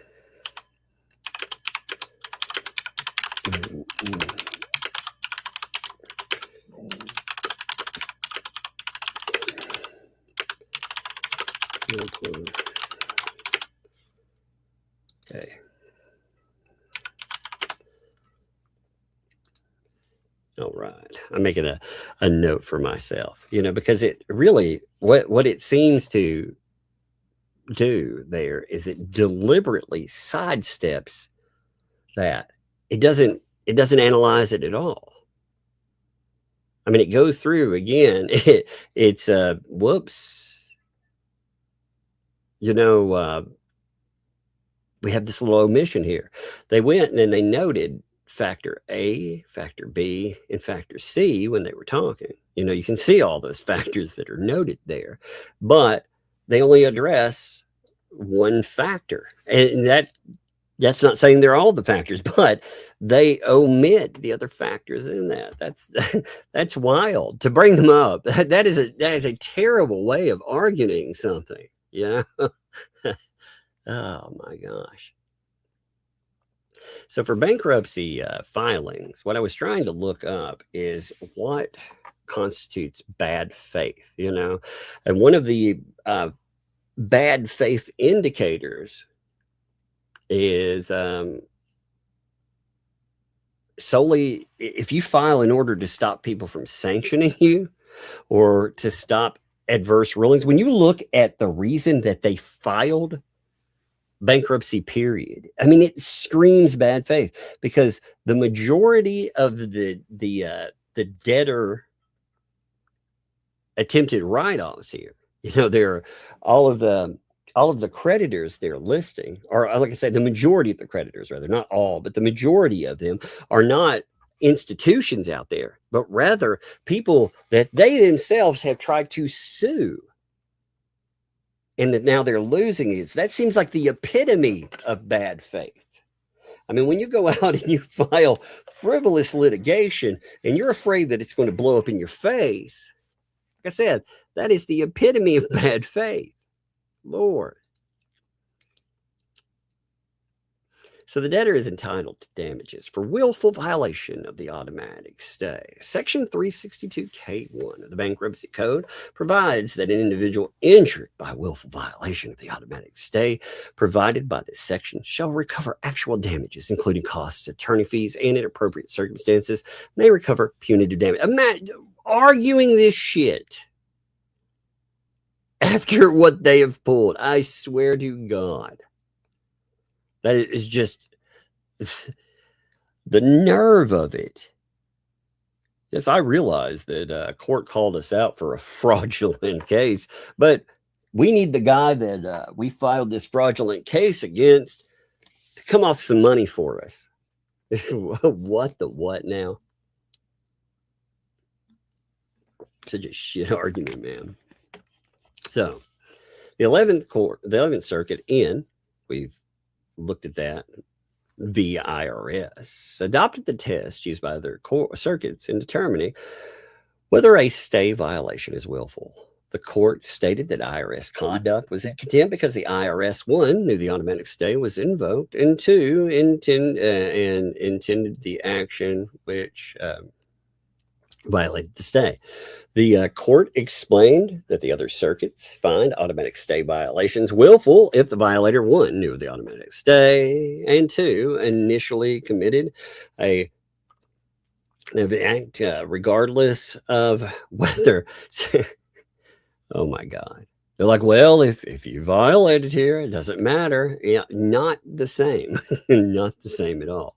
Counsel for creditor Jeremy Hale filed a memorandum of law in the state court on December 8th, 2025, that expressly acknowledged the existence of the automatic stay. That's right.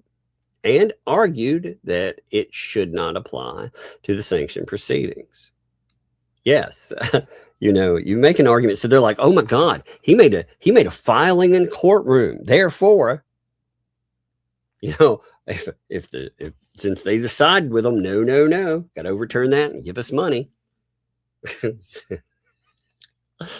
The state court, otherwise, man, it feels dead. Does this not feel desperate and grimy to you? I mean, doesn't it?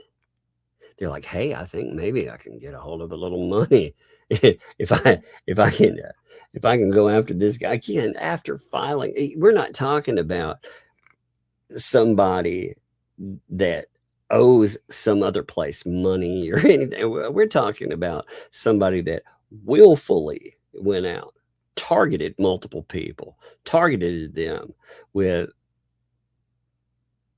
people that, again, when you take the statements that they made behind the scenes, where they talk about getting paid, like when they're talking about a DUI guy, for example, there are messages discussing DUI guy where they essentially say that it doesn't matter whether he complied or not, with their demands about the thumbnails. It wouldn't matter. They were still going to go after him.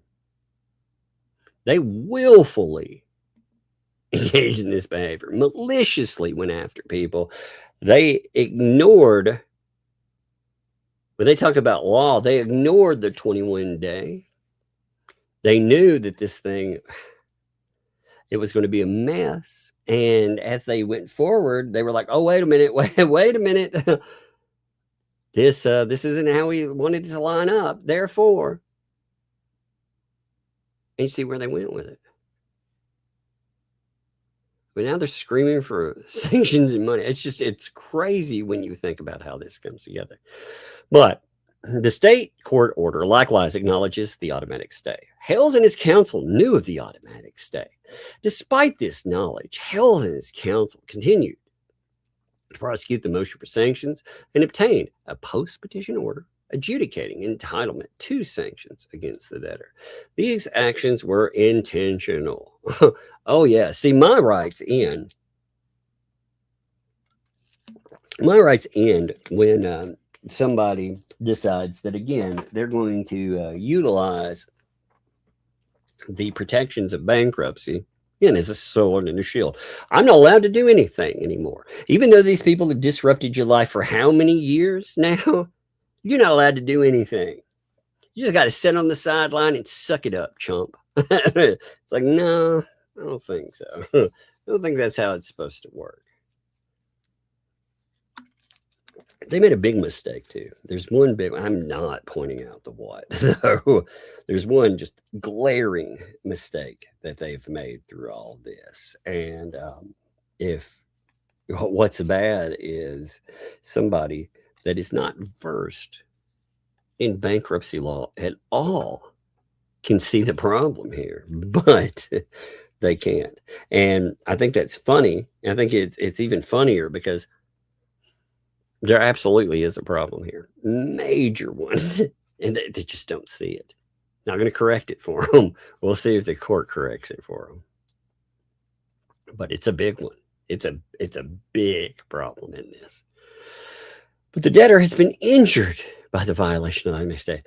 The debtor has been forced to retain counsel to file this emergency motion and seek enforcement of the automatic stay. Again, this right here, this statement says so much, because this is telling me that Saran Wrap wants more money. Because if you're saying that you are forced to get counsel, they already had counsel. But there was a really good post. It was by Susan Davis. I believe it was Susan. Usually, I mean, she posts some really good ones about stuff like this. But she noted that the language of contracts in law, you have clear and concise boundaries that are defined, and what will or won't be done.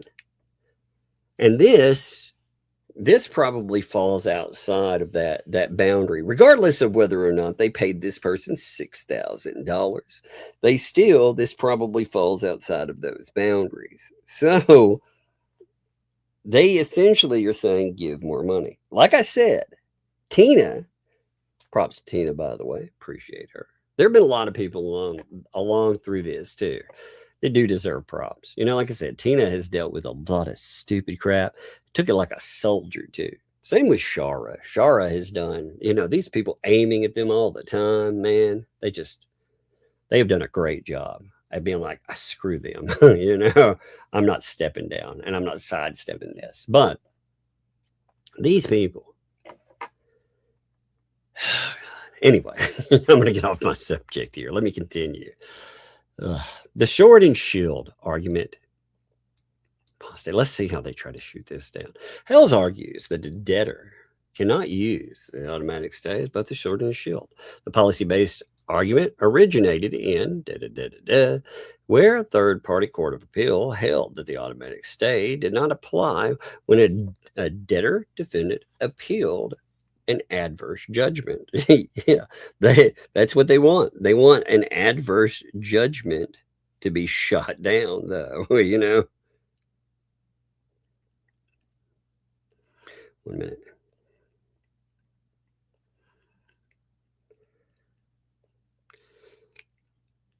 This thing is being stupid. Just give me 1 second. There we go. It's rolling again. I had to adjust something. It keeps sticking on the screen, and I had to adjust something to see if that helps. I think it will now. But this policy base, it originated again here. You can see the case where the Third District Court of Appeals, again, they held that automatic stay did not apply when the debtor defendant appealed adverse judgment. Shop in the Grove Court reasoned that, quote, the purpose of the automatic stay's shield is actually thwarted when the debtors uses the stay as a shield to indefinitely suspend the debtor's own efforts to be relieved of an adverse judgment. That's exactly what they want to do. That is exactly what they want to do. You know? I mean, ultimately, when you look at it, an automatic stay is a shield. As it's saying, it's not a litigation weapon. An automatic stay is about preservation of the estate. It's supposed to take pressure off of you. You know, when collectors come in, they're trying to take from you. It's supposed to be about minimizing that, and it's supposed to be about you being able to orderly. What's the word? Orderly liquidation, I think, would be a good word for that. You know, that way you can look at what you have within the estate. Bankruptcy courts can look over that, and it keeps people from coming in like vultures and picking at you. But it's not intended to allow someone consequence-free behavior. If there are consequences for your own misconduct, or if you're trying to attack an opposing party, you're trying to harm them, take away their right, that's not what this is intended for. I mean, ultimately, that's what they want to do with this. They want to use the stay as an offensive weapon. They have used it as an offensive weapon to keep on doing what they want to do, to keep on attacking. But also, they want to invalidate. Right now, they're using it for a method to invalidate, to stop any type of sanctions order, even the idea of entitlement. They want that removed. They want monetary and injunctive relief. They're like, hey, hook us up, hook me up. Even though these other things they failed, give me money. I mean, if that's not classic sword and shield, a pattern, like what is? Anyway, let's continue. I just want to look at this and like, are you kidding me? So the Third District Court of Appeal stated from the court in National Med Imaging addressed whether an automatic stay applied to appellate proceedings where the debtor was the defendant in the underlying litigation. Now, the court held that while Shop in the Grove's stated policy rationale may seem reasonable, we find the opinion's conclusion to be without support, clear and unambiguous text of the automatic stay provision. We leave bankruptcy policy to the U.S. Congress. Henceforth, same argument. You know, again, that it's got that logic loop. You're going back to the logic loop. You know, whoopsie. So strange. Give me a second here. Not really strange. It's more like mechanical behavior. Again, can I say with certainty that this was not written by the same person? No, of course. I'm not stationed in there, but this does not look like anything else they're filing. It doesn't at all. I mean, it's bizarre. If I took the last filing that they did and I compared it to this one, they barely have anything in common. So the debtor acknowledges that she was the plaintiff in the underlying state court action, and that National Med Imaging involved a debtor who was the defendant in the original proceeding. The dispositive question is not who initiated it, but whether sanctions motion itself constituted an action or proceeding against the debtor or an action to recover a claim within the meaning of 11 U.S.C. 362A1. Man, they skip around. They don't talk about the actions, what happened within this, you know, because you're talking about with it, this isn't some creditor that's coming in and saying, oh, you know, I'm going to catch you off guard, you know, after you filed. No. This is a debtor who went in. They essentially evoke the judicial system. Like, oh, gotcha here, right? They force Jeremy Hales into responding, which costs him money. You know, they engage in a pattern of behavior where the court itself says this behavior is frivolous. And then when they have all of these actions stacking up against them, they seek bankruptcy protection. And you can prove that too, because they did live streams bragging about this fact. They laughed and bragged about it. The people who gathered money, this was their idea. They thought it was such a good idea that it would make their lives consequence free to the point that all of them would file bankruptcy, and then Hales, he would just be out all this money. Which does that sound like what your system was designed to do? There are so many things that are ignored in this, though. I mean, again, they want you to look at the filing, though. They want you to look at the timing, not with the timing of an overall subject, but the timing with regard to, yep, I said, now I'm filing bankruptcy, therefore everything stops. But it doesn't take into effect anything else. It's wild the way that they want to give you a very limited picture and say, I'm protected from my own actions. So,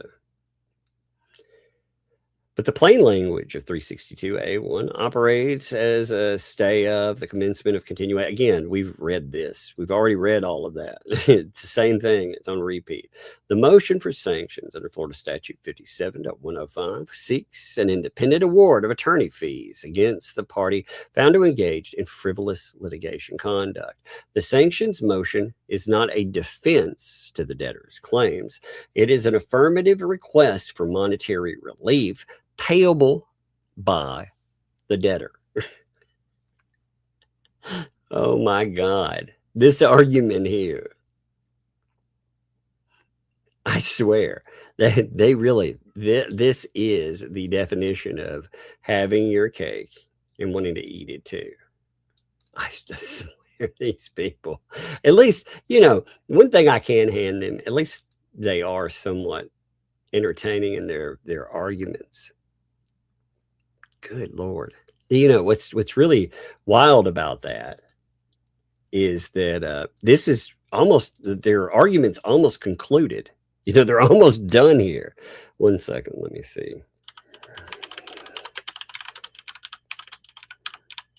I'm making a note for myself. Again, there are certain things I want to look up. I want to look at some of this case law because I'm very curious. I've never really dealt with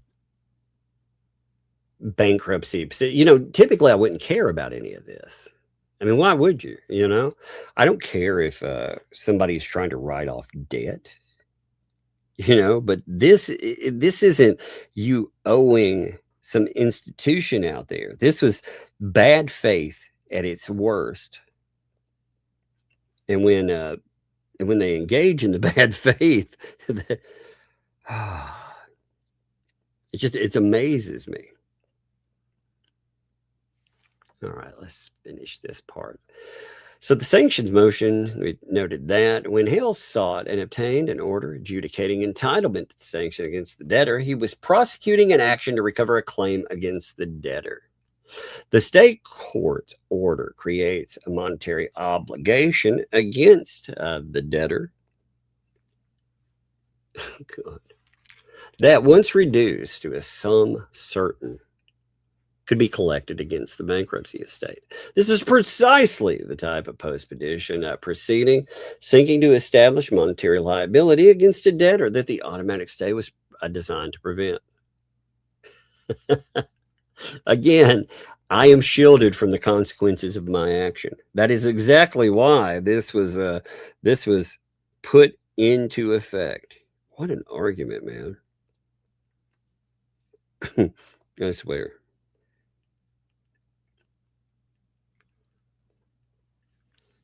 So the principle articulated in National Med Imaging compels courts to follow the clear text of Section 362A1 rather than policy-based exemptions, regardless of who initiated the underlying lawsuit and what they left out here and what they did, regardless of anything that they did.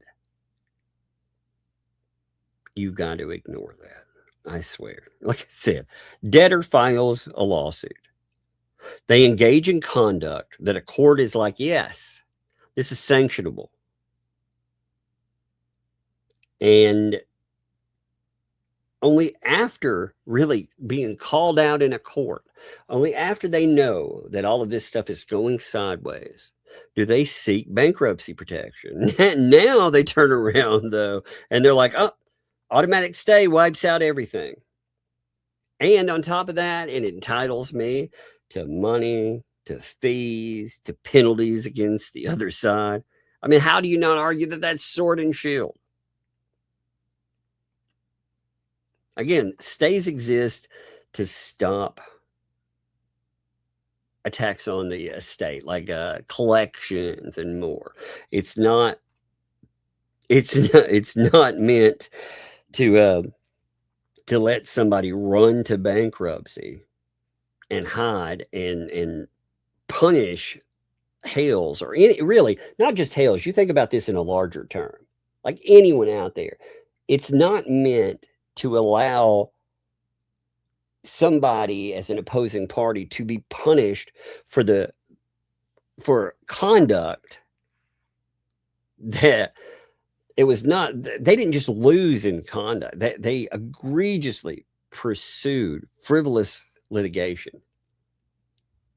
They knew that this stuff, it was not going to work. They did nothing in the case. I mean, when you look at the breakdown, when the judge talks about the case too, the judge notes they never did anything in this case. They never wanted to follow it through. So, but regardless of who initiated the underlying lawsuit, the motion for sanctions is a discrete proceeding seeking monetary relief against the debtor. The statutory tax control and Section 362A1 states actions against the debtor and actions to recover a claim against the debtor without exception for a claim arising from the litigation the debtor initiated.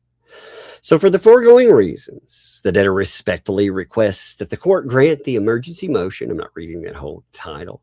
Declare that the state court's order, that's garbage, throw it in the trash. That's what all that says. And join Hales from taking any further action to prosecute sanctions motion in the state court. That's already been stated. It already said that in the state court, the decision itself says it's not moving forward. I swear. Who's the debtor? That would be Preston.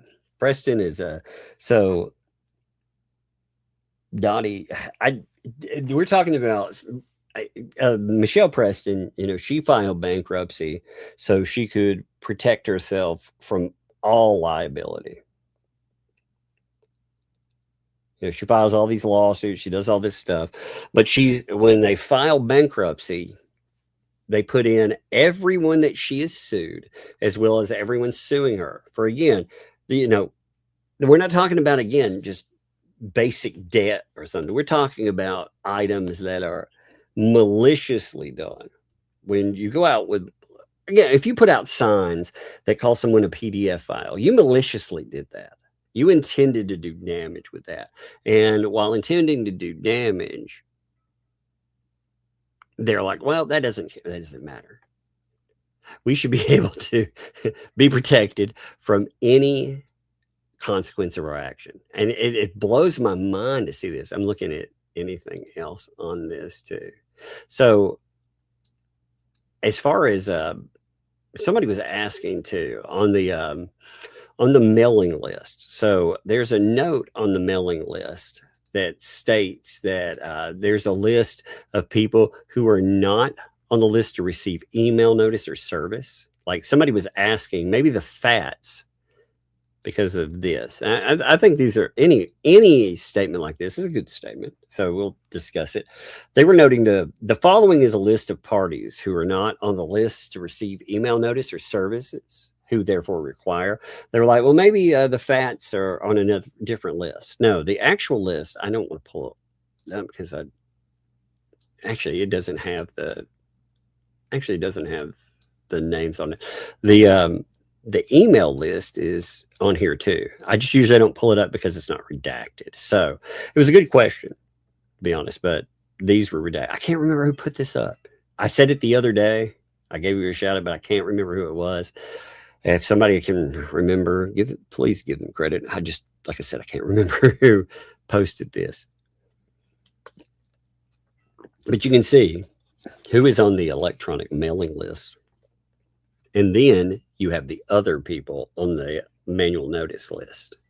So when I'm talking about that, you know, when I say, hey, there's people missing off of here, there's also, okay, I noticed a big problem in the bankruptcy itself.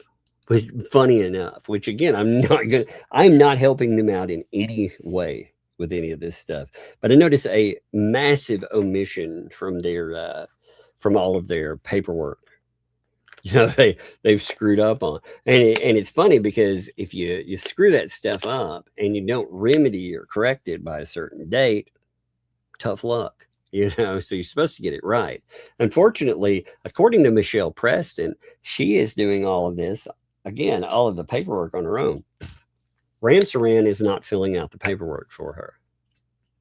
She's doing it. And that's what she was telling Tina. And I actually do believe that. Her handwriting is all over the documentation. It looks like she herself filled out everything. And she was saying the reason that mailing time and everything else was having problems is because she was handling everything. So any kind of glaring omission, you could see why she might have a problem. It's crazy. Because in filing, I filed bankruptcy. I didn't have money to hire a lawyer. I went through, I did the stuff on my own.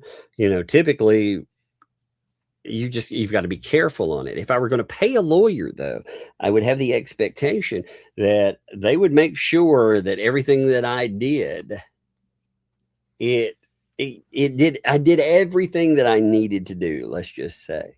And some of the things that are happening with this, some of the problems too, like for example, the Jeep, like if you look at the way that the paperwork is filled out, it's filled out incorrectly. It contradicts itself at certain points. And when you're looking at it, you're like, wait a minute. Like, well, what is this supposed to say exactly? What does this mean? And it never clarifies that. Like I said, it's kind of crazy. Let's say that. But look at these. So you got, again, look at who they've added here too. When you're talking about why this thing exists, let's really think about this, okay? Let's look at who is added in and why. Right? I'm curious about this, so I'm going to do something while we go through here. I want to do this manually. You have Brett Granger, okay? Then you have on there, you have the Chase Bank. You have another finance company, wireless company.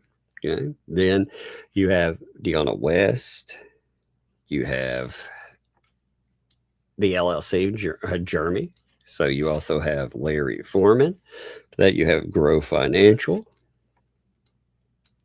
And you have Jeremy listed 2 times because of different proceedings. And on that, you have Brock and Scott. Who is that tied into litigation monies, by the way? I'm not sure who Brock and Scott are. I'm curious that. Is that this? Am I thinking of the right, or is that some financial company? And I'm seeing Scott and it's throwing me. I'm curious about. I need to look at that, because then you have John Cook. I don't know about the Brock and Scott. You have George. All right. And you have Medell. I'm going through just looking at the type of institutions here. 1, 2. Okay. So that. Then you have Randy Shuckett. Okay. You have Rex West. Right. You have Shane Willis. Oh, there's Sally Beauty. You have Shane Willis. You have Synchrony Bank. Do you realize that she has more individuals that she has gone after and attempted litigation against? People that she herself has attacked, than she has institutions on here? I mean, think about this. All right. She's got what, 11 people on here? And as far as institutions, she's got what, 8, possibly 9. I don't know what this Brock and Scott PLLC is. But they outnumber. I mean, this tells you this entire bankruptcy filing was meant to shield her from the consequences of her own actions. Like this thing, it was never some good faith investment. I mean, just look at the listing of people. It's wild. And again, when you look at that, you know that this is not what bankruptcy is supposed to be utilized for. If it was, every business would do this. I mean, honestly, if this were the case, what I would do before I launched any product is I would take a company. You can always spawn a new company afterwards, but I would take a company, say a medication, right? Before I put it out in the public, I would take every human being's name that I could find, every human being in the United States or whomever is going to take my medication, and I would list them and I would file bankruptcy. Why? Because the same way that Michelle Preston is trying to utilize this, it would protect them too. And it's a ludicrous idea, right? That I could go out and I could sidestep any responsibility for my own actions. But that's essentially what they're doing. You know, and again, if it was supposed to work like that, every company would do this beforehand, because they'd never, you know, it would stop all the lawsuits. Because what she's trying to do is she's not just trying to stop existing litigation, but she's trying to hold off future failure. You know what's funny about this as well? This actually speaks on whether or not she plans on filing future litigation. You know, they keep talking about how Michelle Preston, oh, she's going to bring it later on. She's absolutely going to bring it. She's going to bring litigation for her and for the kid. And she's going to go after everybody, including Tug. Well, I don't see my name on here. And I hate to tell you, but you will be owing me money after that. So I don't think that all those threats they plan on carrying through with. If they did, then it would already be listed on here. I think there are certain people in the ecosystem that, if given the chance, they would definitely try to sue multiple people. I think there's definitely one of those in the ecosystem. There's other braggadocious people that don't understand law, and maybe they'd be dumb enough to try to file something, but that would be a mess. But I don't think that, like Preston in this,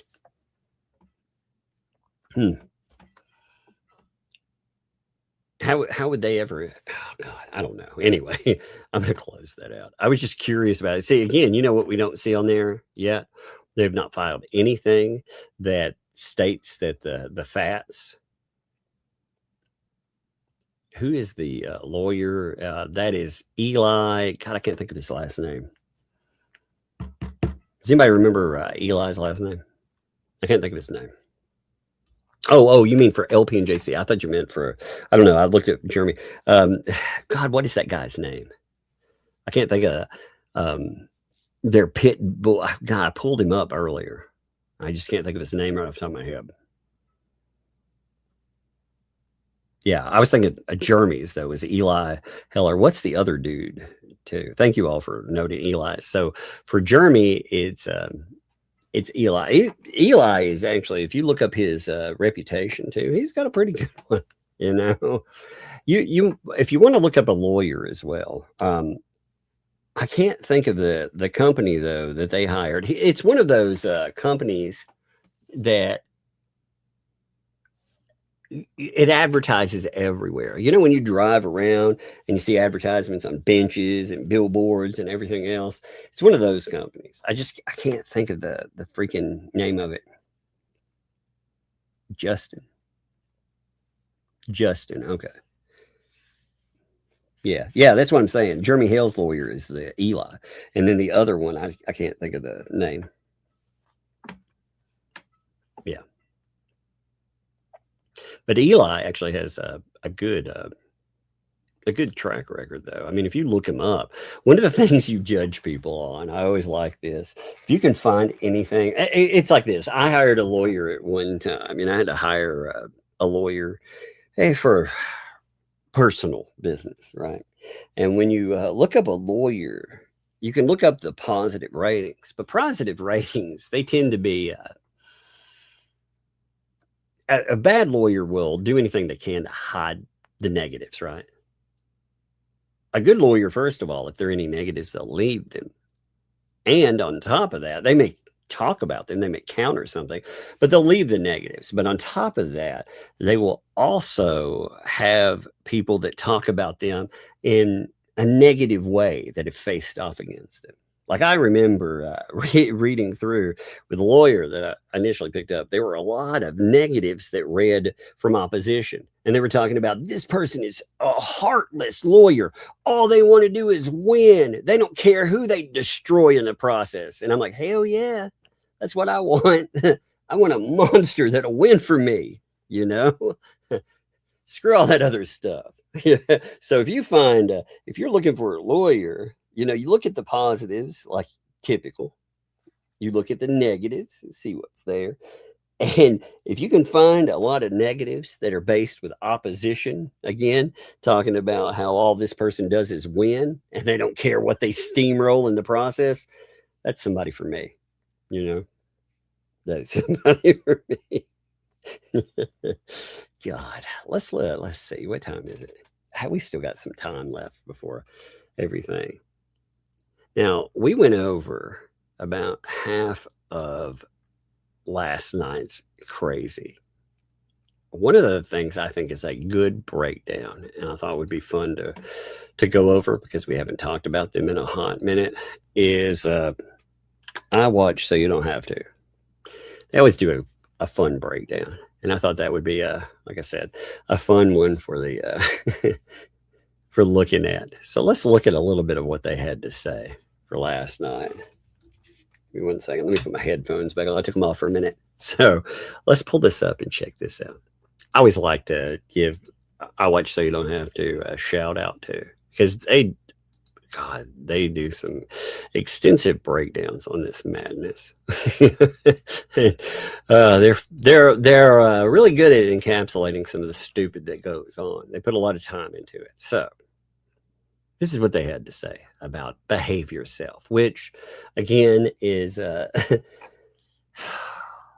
it's them ultimately bragging about how they're going to get away with everything that they did with regard to Ohio. It's just nuts. But okay, so it starts out with the goober, you know who that is, of course. It's stoned again. He didn't eat the whole thing this evening, but the edible goods are making him feel like he's the king of the villages. Yes, the last time he got on, he was talking about, oh, I got a candy bar, which is supposed to be like a week's worth of item there. He's like, I eat the whole thing there. Look how great.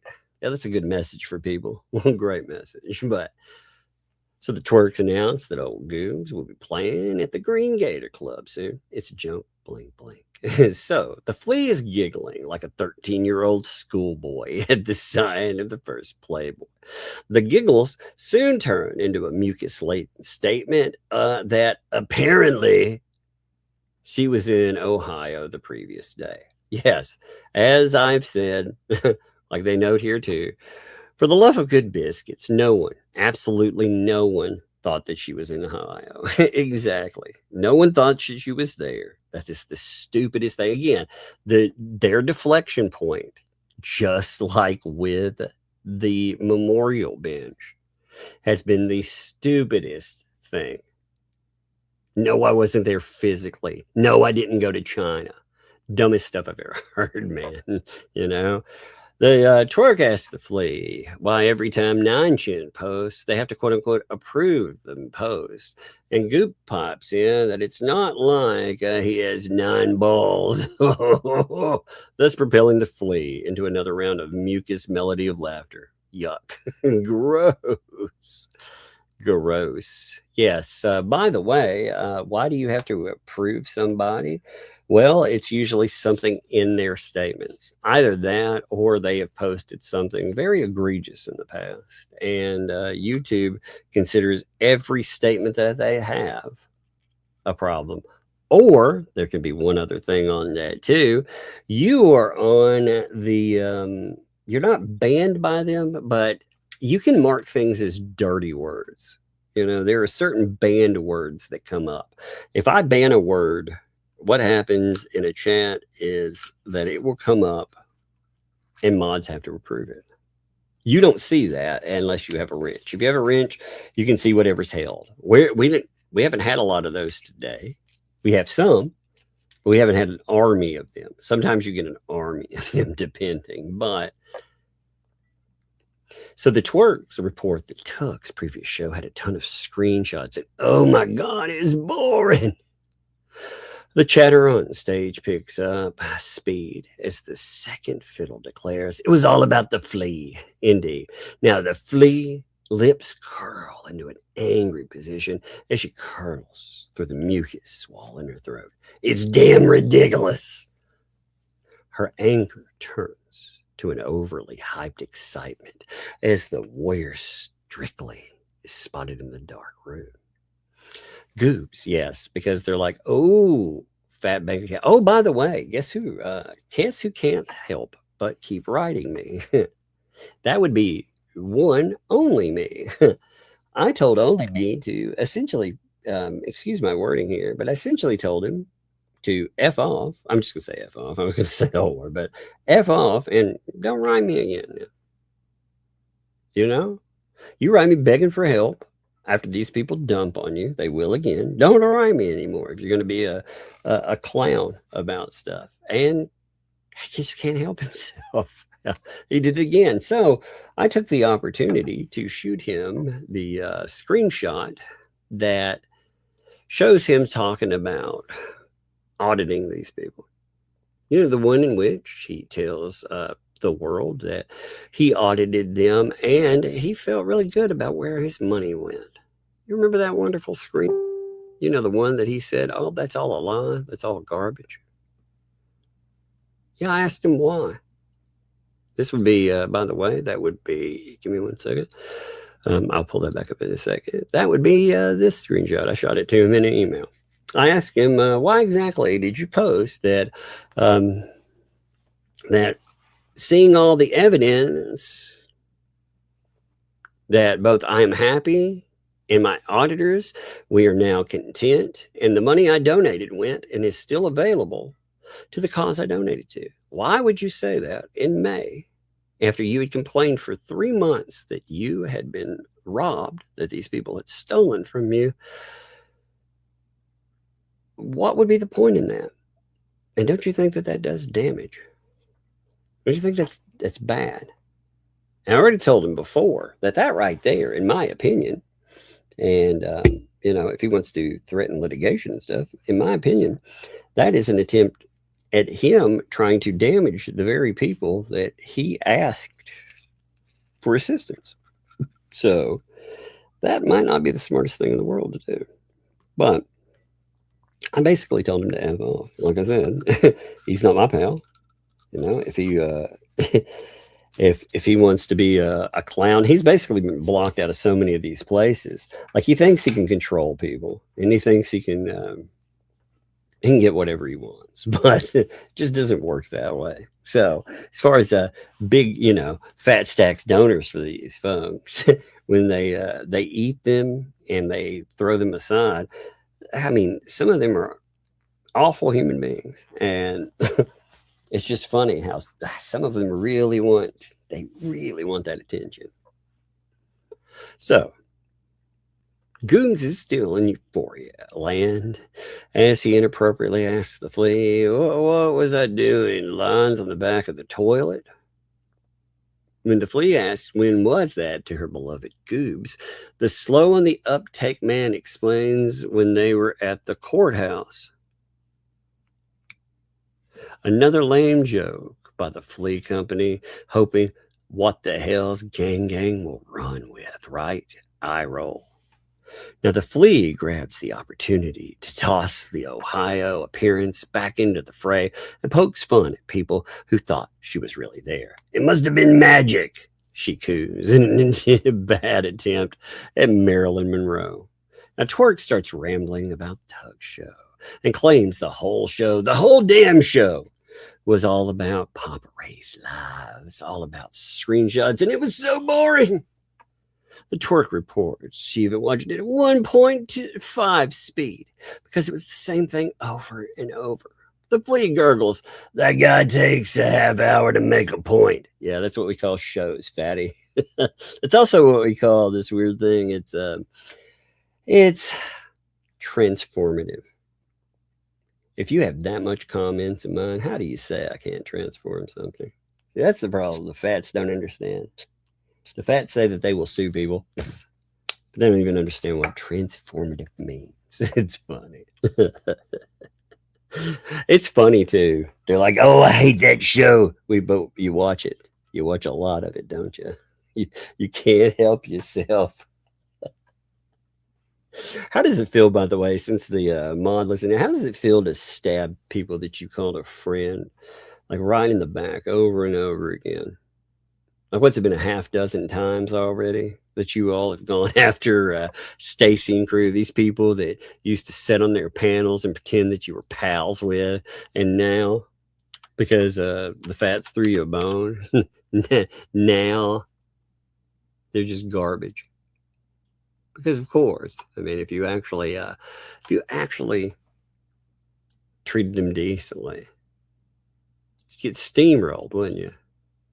But it's so weird. You know, they even had her name even came up last night. I was looking through the transcript. Even last night, talking about Ohio, they still had to throw in something that had her name attached. So Stacy, what'll really happen is, by the way, when they run low on content, they will circle back. They'll circle back and stick that knife right in again. But let's see, she puts on a fake smile and mocks Tug with a rendition of the flea-giving tagline, fascinating. They can't even do it well. Well, they have taglines too, you know, but unfortunately they roll around.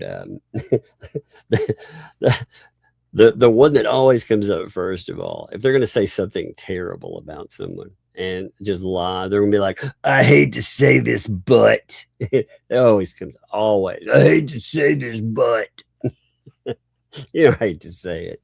He's just a slimy, duplicitous piece of shit that eats their so-called friends like so many chicken skins. But hey,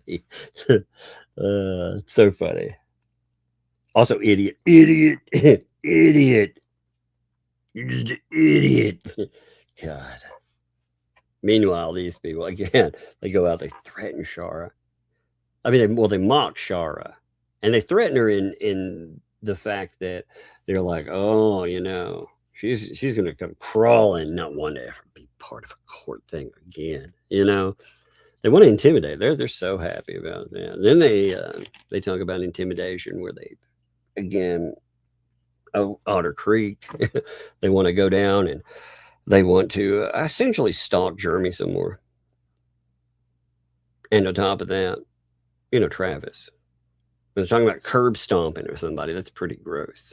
But anyway, unfortunately, her mucus mouth doesn't compare to Tug's velvety vowels. She's cringe. Indeed. You know, there's a lot of people. I love how these people called Jeremy Hale's an outsider, a carpetbagger when it came to Otter Creek. I'm like, who is this person kidding? You know, it's amazing. They attack people that actually are Southerners because they're Southern. But they talk about people like Jeremy Hale's as outsiders. You can't have it both ways. So the flea's tone changes ever so slightly as her brow raises. She asks if it was all the screenshots, was all her screenshots being shown. Twerk pipes up rather quickly and declares, yes. She pounds home that there were actually quite a few screenshots. Flea gets saltier and asks, okay, what about them? As the twerk goes on to explain more, Fleesa clears her throat and cuts her off like a slice of moldy bologna and states, let's look at Jeremy's post from today. Flea goes on to read what Jerm has posted hours previously on his page about Ohio court being a closed courtroom. She gets to the part about being a confidential hearing and pushes the limits, hissing, no, it's not a sealed thing. Yeah. The judge made it quite clear. Again, you got to remember that she's being fed up to the date, up to the time, updates on what's going on. Like, really think about that. You're not talking about going and trying to retrieve a document or find out what's going in something. They are doing commentary on Hale's being on the stand, on Shara, what her testimony is like. Again, things that they want to sell their audience a different bill of goods than what they did. And I understand they want to sell that, because if they tell them exactly what was stated and they show them any of these screenshots, try to explain them away, it doesn't work out that well, does it? But ThATuMBRELLAgUY says it may be closed to the public, but if you find out about it, you can talk about it. Yeah, it's not even like, it's not even that though. Like the way that they approach it is you can attach or attack anything, and it's nuts. Her voice rises louder and louder as she tries to drown out Goob's incoherent ramblings. Yes. Soon she complains rather tersely and loudly that Germ thinks, quote, he's the only one that can talk about it because it's his case. The flea's beady eyes narrow in on Germ as she spits. He's an idiot.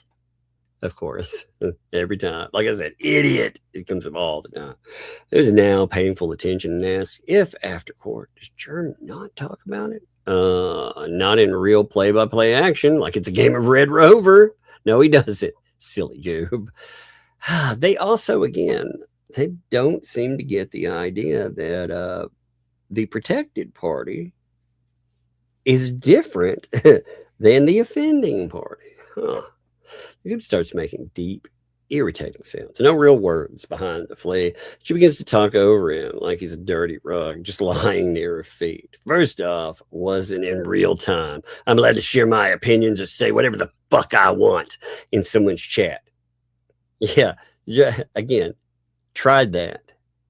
Tried, not smart. Again, play by play.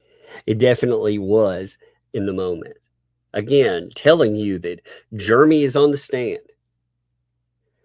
That Shara just came off the stand commenting about how Shara was while she was on the stand. And they did it that night too. Like I said, they say that we haven't seen anything. Well, they talk about how she looked and everything else too. That's strange. How Shara looks, huh? That's really weird. Now, Goob attempts to stroke the flea's fat roll, calm her down by saying, hey, easy on the F-bombs. Huh? Is he afraid they'll get demonetized? These people can handle my F-bombs. I drop them all the time. Flows back at her welling husband. The flea feels victorious and reiterates, I can say whatever I want in someone's chat. She claims she can comment and say anything. And that's called reporting. And the only reporting that I did was on my channel after court was over. Yeah. It's opinions when she says it in other people's chats. It's only opinions, right? I don't know how opinion is. It's not an opinion when you say Jeremy Hales is on the stand. That is not an opinion.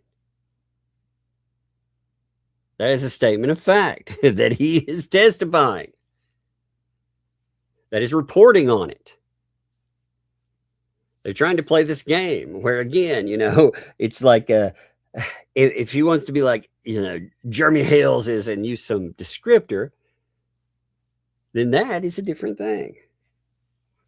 They should know the difference because they make all kinds of descriptor comments. They think everything is, they do not understand the limitations. Again, they're playing a game and they're playing this game with other people. They see their reactions too, like the paint chips and the bull pays. And they think, oh man, I'm going to throw in with that as well. Just remember that paint chips had an extended visit with our judicial system. Does that seem like fun to you? I don't think it seems like fun to me. But hey, if they want that, And the only reporting that was done my channel after the court was over was told it was continuing March the 6th. Her voice now changes to the wee child tone as she whines out, that's the only thing I posted. Blank. Her channel after court. Did my eyes deceive me as I watched her post in real time that Germ was whining while on the stand and that Shara just lied? Does she really believe that the Warriors will take her word over timestamps? Actually, unfortunately, yes, they do too. A bunch of her people, again, they take whatever is factual. It's a sad reality. I mean, they see it. They have been conditioned to hate a person so much that they are willing to overlook the truth on subjects. And many of them just want the hate to continue. You know, they like to burn somebody's life down. They like it because they're jealous, you know. I mean, that guy is successful. He's got more money than them. He enjoys life more. You know, he has people around him that actually like him. And many of them, they hate that. They absolutely hate Jeremy for that. And I guess that makes sense because, I mean, when you look at them, like, I'd probably hate my life too if I were some of those people. But just how mushy is too mushy when it comes to their brains. That's true. Our mucus comes to a full head as she announces, when I'm in someone else's chat and I'm talking or whatever, that's me. And I can do or say whatever I want. Again, she thinks there's a distinction. When you're on your channel, it's different than when you're speaking in somebody else's chat, commenting. I've never heard someone try to argue something this stupid.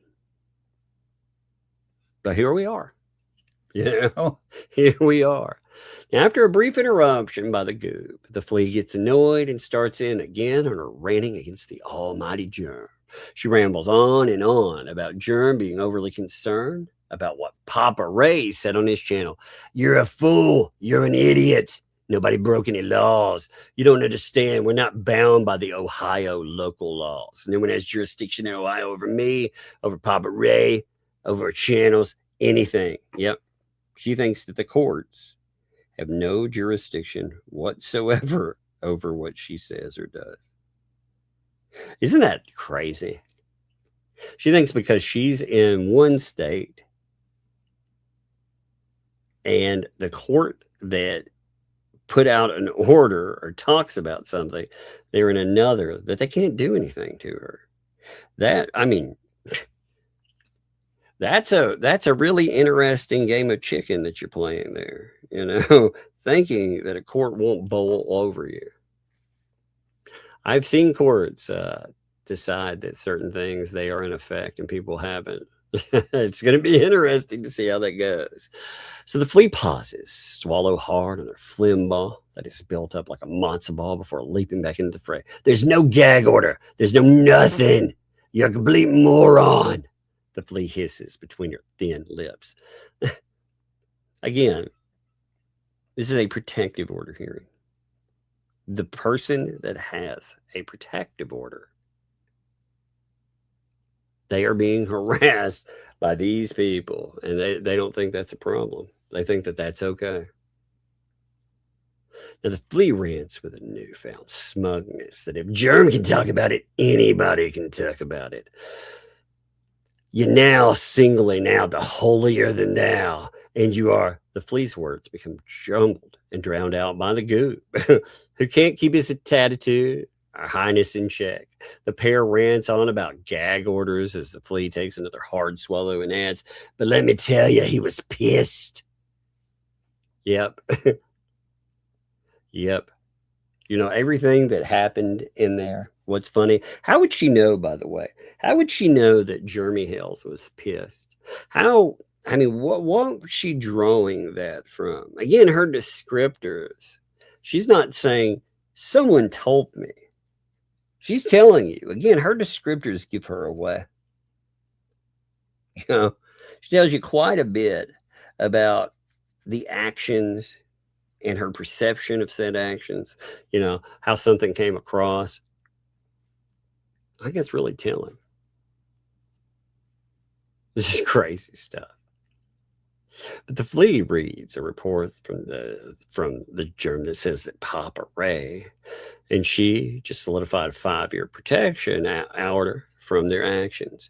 Everything is illegal to these fucking idiots. We did. Papa Ray did absolutely nothing. I did nothing. Absolutely nothing but give my opinion in a chat. The flea scans the room and is pleased that the self-proclaimed warriors are lapping up the gravy that she spills from her mucus-laden mouth. Her words are fast and incoherent as she starts rambling about the lack of time at court. And that is, quote, the only thing she thinks is true. They ran out of time, and that's why the case is continued.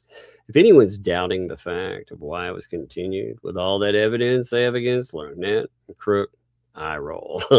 Well, and I mean, you've got anytime somebody is actually discussed, taken to task, it's going to be long. It doesn't matter. It doesn't matter how well you're buckled in. You know, it's going to be on both sides of it, I think. One second. So Goob starts muttering his disbelief and asks his wifey sidekick, is that idiot really saying these things? Is he actually saying a judge said that? The 5-year extension? No, the judge didn't say that. Jeremy did.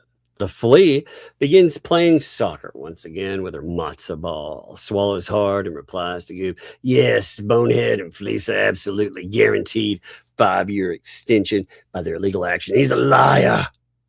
He's lying. The only one who can guarantee that is a judge. Oh, my God.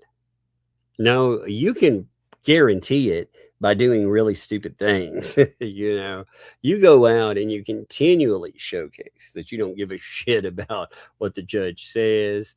You showcase that you are trying to stalk and harm this person. Yeah, that's a problem. That is a big problem. Goober starts whining about Germ being an idiot, and Flea completes his rant by saying he's an idiot. He's not so clued in, and he's buddy-buddy with this judge. Oh, well, if he's buddy-buddy with the judge, if they're worried about him being buddy-buddy with the judge, wouldn't that go against everything that they've been saying about winning? If somebody was my buddy, my pal, wouldn't that mean? That's so dumb. But they did say that, by the way. They went in. They did it. It's so strange. He's an idiot. He's not so clued in and like buddy with this judge, idiot man. That's what they said. So weird. Goober remarks in his slow drug-induced stupor as if you're friends with the famous Cheech. He's an idiot, man. Jeremy, you're an idiot. You're an idiot. Eye roll. The flea winds up her fasty fast button and asks what is going to happen when the judge sees that, because every time he's gone to court, everything he's done afterwards, they are seeing. The flea tries to debunk Jeremy's claim that the protection order is still in effect. Yeah, it would be in effect. There's no new protection order. It's the original protection order, which is extended. That means it's in effect, right? You know, so it is in effect. What an idiot. The flea scrolls her greasy fingers down the list of talking points on Jeremy's post. Both she and Goob read almost simultaneously what Jeremy reported. Shara was incredible. Of course, since Shara is in their list of most hated. The flea once again throws back a crusted neck and bellows a fat, juicy laugh. The Goob points out, didn't she cry and say she was in fear for her life? Yes. He says that with this. By the way, she notes, hey, Jeremy or Shara, did that really happen? Funny why Goobs would say such a thing if he didn't hear it for himself, right? The flea guffaws deep from her belly about the thought of dear Shara on the stand saying that she is in fear of her life. Yes, she has a real gut laugh at the fact that she's afraid. The flea slaps her desk while still laughing and says, I'm so sorry. I told you all this chick is not a credible witness and she's going to ruin when she goes to court. Put it this way, I actually think she's going to try to beg not to be pulled into court again. She was made a flocking fool of, and that's all I'm going to say. So again, she talks about Shara and how this stuff went. And again, as noted here, how would she know any of that if they weren't listening to the proceedings? That's a good question. But this is a joke, she promises the Warriors. This is an absolute joke, Jeremy. I could tell you that, but I'm going to hold off on some of what I know. Again, she tells you, I know A lot about there, but I'm going to hold off this minute. But I can tell you this: Jeremy did not know, was not prepared for what was going to happen. Oh, I forgot too. So she goes through this thing about how he wasn't prepared for things, how they've been trying to catch him off guard, and she talks about how when she was potentially a witness here, that stuff, yeah. Also, when she popped up in the bankruptcy hearing, it goes to harassment, and they are brazen. They are brazen about it. And this continues. I'm not going to read everything here. I want you to go through, you check this again out. I watch So You Don't Have To. Good people, man. Good. They do a lot. So again, go in there, subscribe to them. They need more subscribers. They got plenty of followers, but they need more. So I'm going to read some super chats. I see what time it is. Let's get rolling. Max Lab, thank you for the super chat there. Appreciate you, Max Lab, by the way. It has been an interesting weekend, has it not? I checked that, by the way, Double Carb. Thank you. Appreciate that. Yeah. Yeah, they're going back through anything they can. They're trying to amp up the harassment. You have people trying to monetize. They're trying to get approval to be monetized. And the one way that they think they can do it is if they harass Jeremy Hales enough, they can get more followers. Maybe they can get more channels monetized too. But I mean, it's crazy to watch. But yeah, thank you for pointing that out.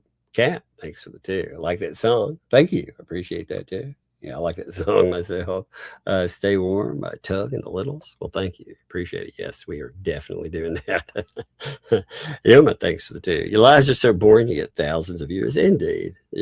Well, I've been told since I started, I've been told by people that Southerners like myself, we will never succeed.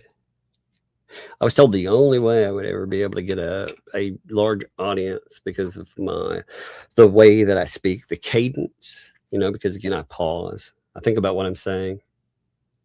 And on top of it, that I have a Southern drawl. The only way that I would ever get an audience is if I do something to correct that, remedy it. And I was like, no thanks. I'll do it my way. And it worked. So there are always naysayers there. And people don't have to like you. I mean, ultimately, these idiots,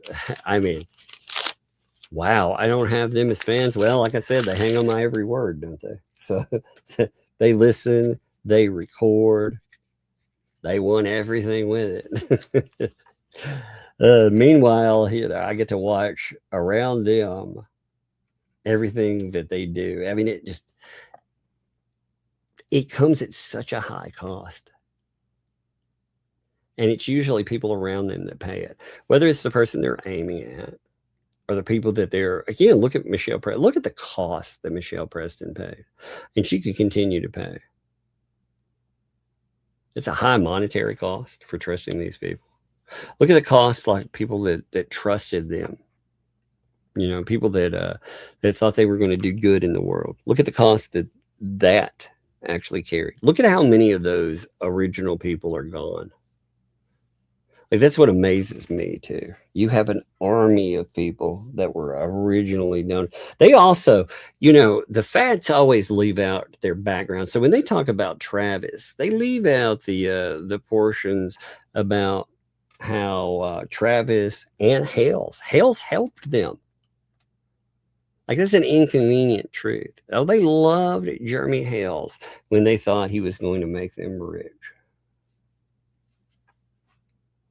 But they decided it would be better as far as money, instead of doing their own thing, just to link up with a bunch of other pieces of shit and try to destroy them. And I guess it did pay them very well at first. And we'll see how it pays them on the back end, though. But it's it for claiming crew. Thank you, Pandora, by the way. Do you think a PO reciprocal across all states per federal law means it's reciprocal between the parties? You know what? I mean, for for the fads out there, they have, I don't think they've ever looked up like the VAWA. They think that the Violence Against Women Act doesn't apply because it has the word women in it. That tells you how fundamentally wrong they are about protective orders.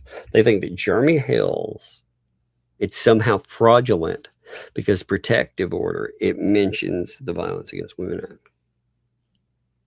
Like that should say all you need to know about these people, in my opinion. But yeah, I mean, I would love for them to give us a lecture on protective orders and why they think, again, if they had a protective order, they would think it applies across state lines, across boundaries. But it's just amazing. If somebody was being abusive and you left, you went into you went into housing, you left the person, you know, you're hiding away.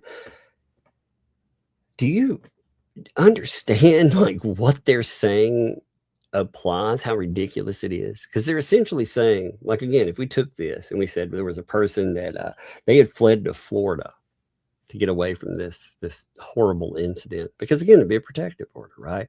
Well, if that person tracked them down to Florida and it wouldn't matter anymore, somehow that it's inconsequential, they could only operate within Ohio. I mean, do you realize like how ridiculous that is?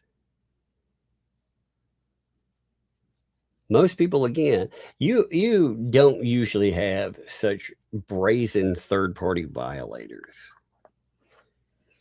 I mean, typically there are people around you. I've never seen anything like this where somebody has brought in what is essentially a group of paid bullies. You know, they get paid, some of them get paid pretty well, but they monetize going after this person. They have a large channel. People want to watch that fail right off the bat. There are people, again, it consumes them, and they find anything they can to validate those feelings. Again, it goes with that whole thing of othering that I talk about quite a bit, you know, like when Ray, for example, Ray, who likes to spout religious ideology when it suits him, he said, by the way, that he had been doxxed. People doxed his real name. It's like, you used your real name on live streams. You did it with the Fats, and you also did it with Volpe and Paint Chips. That's how people found out your real name. But he was like, my name got doxxed. People dug it up. No, man, you had it on the screen. And what's crazy is he had it up there while he was sitting around with Paint Chips and them, and they were trying to contact the Anti-Defamation League and get Jeremy Hale's channel pulled down because he had said that Bruce has a big nose. I mean, whoa, absurdity. Valadira, thank you for the gifted membership there, by the way. Thank you, Fallen Hero. I appreciate you, my friend. The Floofs. What's up, the Floofs? Oh, that's good news, man. I see this. The Floofs was able to walk short distances a day. That's great. That is great. You remember, you keep setting those goals and moving toward them. You know, push yourself as you can. And remember, there are always people out there that are rooting for you. You know, we appreciate you. Love to you, my friend. Cynic, thanks to the 5. They'll succeed in getting LMNOP in jail, but they won't prevent them from going to slammer as well. Probably for much longer than contempt. I mean, they continue like this. It's like it's like they're flagrant disregard. They think that no rule applies. And it is wild considering, again, one of the people there currently, they're threatening to go to Otter Creek to intimidate somebody, hoping. They talked about how like they wanted a confrontation with Jeremy Hales. That was part of it too. They come up with this scenario in their head where Jeremy Hales is going to confront them, and they're going to be able to, you know. I thought, you've got to be kidding me when I saw that.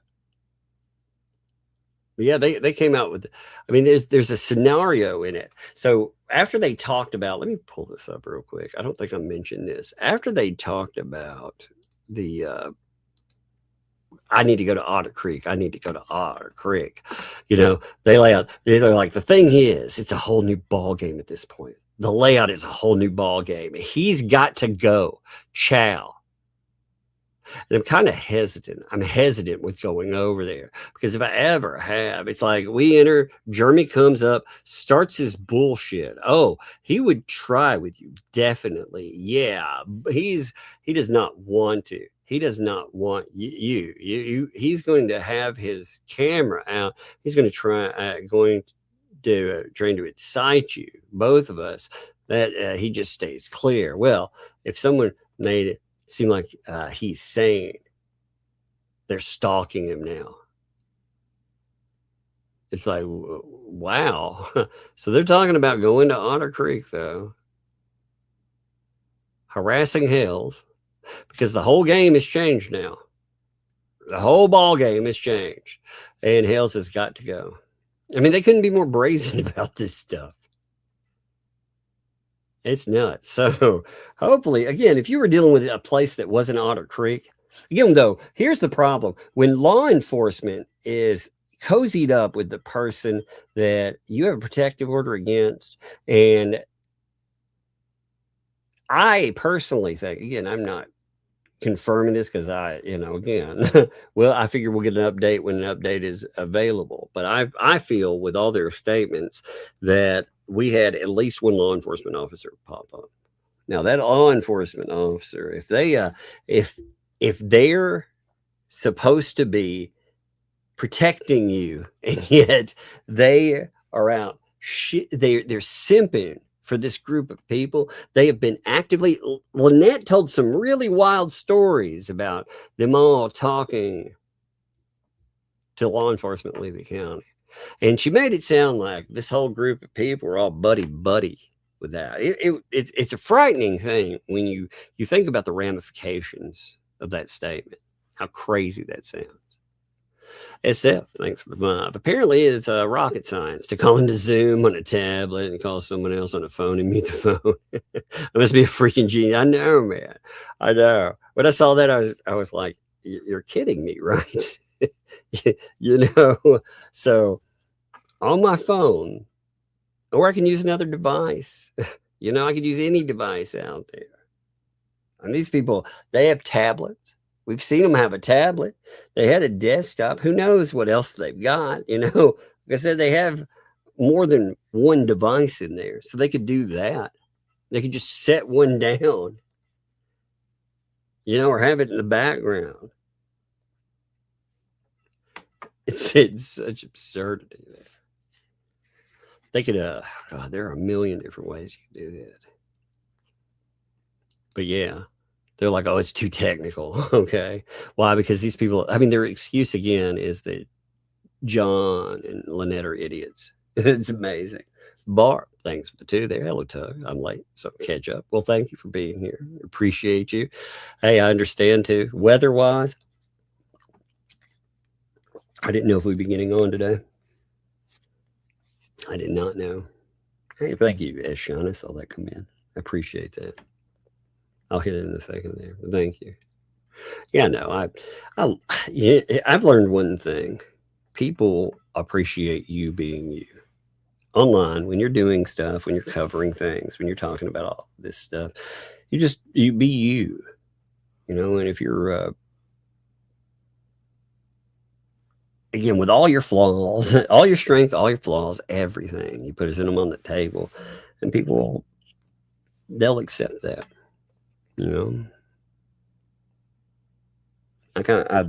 I enjoy that myself. I think people also like some kind of change up.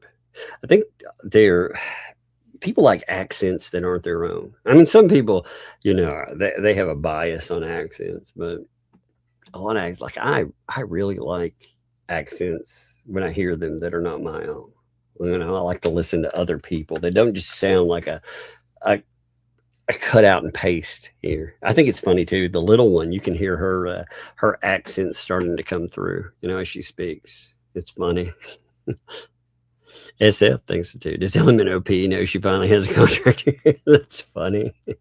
Indeed. Oh, by the way, there. So I was started this and I forgot what I was saying with it. So apparently, I am now third party violating a protective order because I talked to Preston, and when I talked to Preston, she.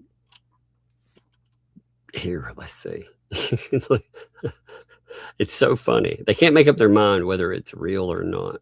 So now in this one, they're like, oh, by the way, Tug trying to claim that he spoke with Michelle is third-party contact on behalf of Jeremy. You know, because Jeremy totally has a protective order against him, right? Because Jeremy, you know, we're apparently an employer. Tug, he's admittedly works for Jeremy. Oh, man. I need a raise. What up? That's the dumbest thing I've ever heard. Here's the thing. I made it very clear. I work for you guys. You know, I'm my boss. I get to come on here every day, and if people like what I do, they support it. But they can't decide, though. So did he forget that when he wanted to brag that he spoke to Michelle? That is, in fact, third-party contact. What an idiot. You'd have to be the dumbest human beings alive. They deny third-party contact with anything they do, but they think speaking to someone, because they wanted to speak to me, by the way, is somehow third-party contact. What the attempt is on that, by the way, it's an attempt to intimidate me. They're hoping if they say stupid enough things that maybe I'll believe them. And if I believe them, maybe I'll be scared. You know? All they have to do is yell it enough times, and I'll be afraid. Good Lord, man. Today, by the way, a lot of our stuff melted off. I've thought about the pizza place is open here, so I thought about getting something from them instead of, you know, burning through our food stores. And God, I can't believe what pizza stuff costs. I hate paying for delivery. I hate it. I absolutely hate it. I was looking at it. I was like, my God, because they, it was like, okay, well, here's your cost. It's $20. It's like, okay, after delivery, it's $30. It's like, wait a minute, that's 1/3 added on. That's insane, and I haven't tipped yet. So that's crazy. Travis, though, thank you for the vibe. You know what? I'm the nicest person until I got to be a very violent person. Yeah, but I don't go around laughing about trying to have somebody off. They're effing sick. Exactly, man. You know, if somebody, if they push me, like I'm old now, so you know that's I look for methods to handle that's quicker, I suppose, but. Oh, okay. So, by the way, so I got confirmation, and I appreciate this. The Brock and Scott that's on there, that's the bankruptcy. That's the specialists in bankruptcy law. So that's yet another attachment to Hale's with them trying to write off another thing. So, like I was saying there, she has almost double the amount of things that belong to people that she is sued, that she is targeted in some way maliciously, than debts that she's trying to write off. She filed a bankruptcy to get out of litigation that she herself concocted. It's crazy, man. AKA the cat lady. I can't imagine which cat lady Felisa's upset with. Sure, Ash seems like a weird name for a cat lady, don't you think, Tom? Well, you know what's so strange is they're obsessed with trying to pick out. They're so obsessed with just random people that don't like them. You know, one of the things, like, again, if I post something online, like I posted something on Twitter the other day, okay, just to give you an idea of how this goes. All right, that if I want to call somebody out and make fun of what they say, sure, but obsessing over what a person says. All right, so I posted something, let's see, 2 days ago. Okay, it picked up 76,800 views on it, over 1,000 likes, 96 reposts, 34 comments.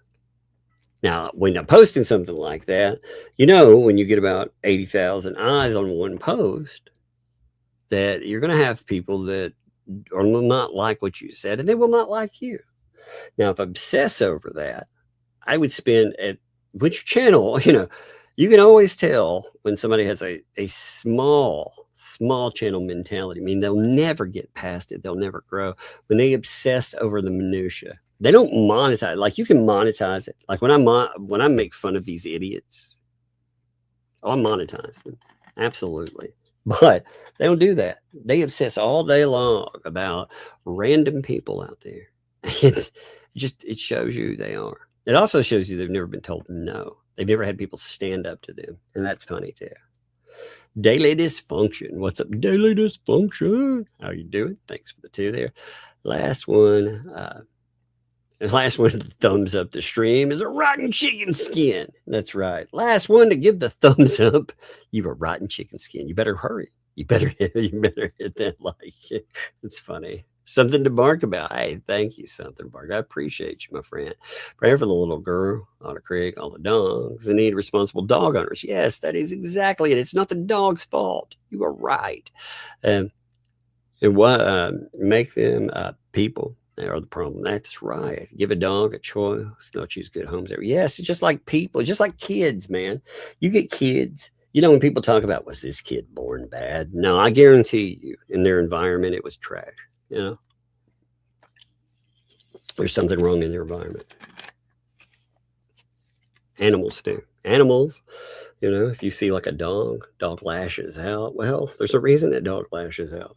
I've seen some horrible things with dogs. We used to, when I was young, we would pick up, you know, we trained dogs for different things, but also we would pick up some dogs that, I mean, they would be aggressive. Some of them overly so.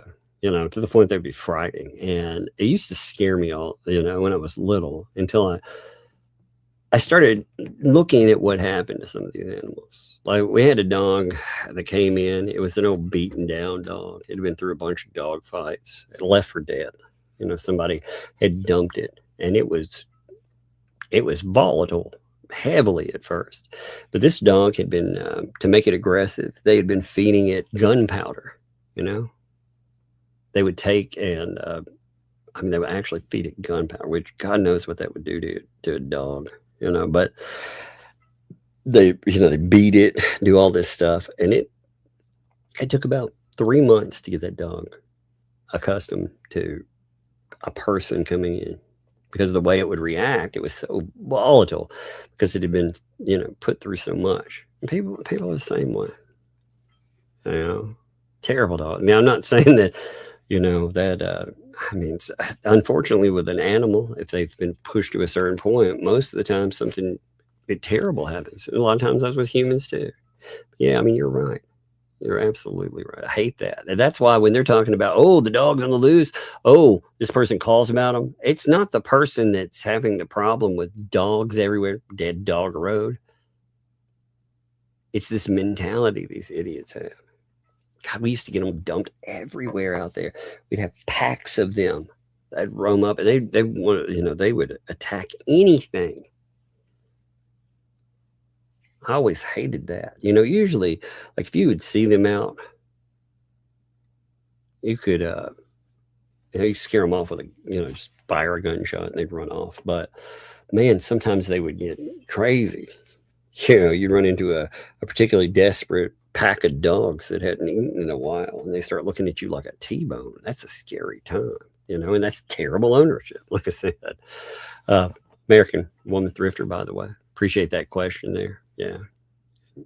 We had that answered in the chat, I believe. I cannot remember like the entire company name for the Ohio attorneys. Hazel, thanks for the 5 there. Hypothetically speaking, wouldn't any quote unquote awards from a debtor become assets that can be garnered? Yes. That's why with the awards, there wasn't an award. There was only the discussion of entitlement to award. They want to pretend that they never did anything wrong. There was never any fraudulent case filing. They want to omit all of that stuff. And they also want to pretend that when the bankruptcy court spoke, it wasn't just speaking over entitlement. It was speaking about actual monetary awards. So duplicitous, man. Andre, thanks for the 2.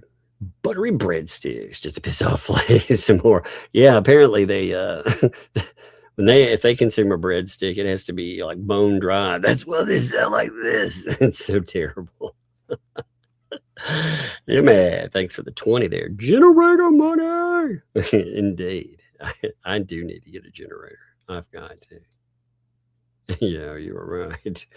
God, after last night, American woman thrifter. You know what sucks? So I've got a chair that if my hiatal hernia is acting up, I like to sleep in. I like to set up somewhat, but I lean it back, right? It's a pretty sturdy, like solid chair. Yeah, it's one of those electric ones. Well, the problem with electric chair is if the power goes out, it doesn't move.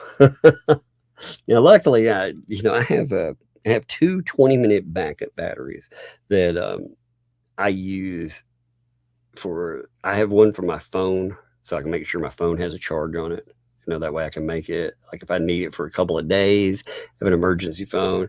And on top of it, I have one that powers things like my snake lights. It's a 20-minute, but it doesn't just go for 20 minutes. It's just, it guarantees so much power for so long. But with the snake light, it'll go for hours. But I didn't think about it until we'd gotten so far in. I go to sit down, like, oh my God, this thing's not going to move.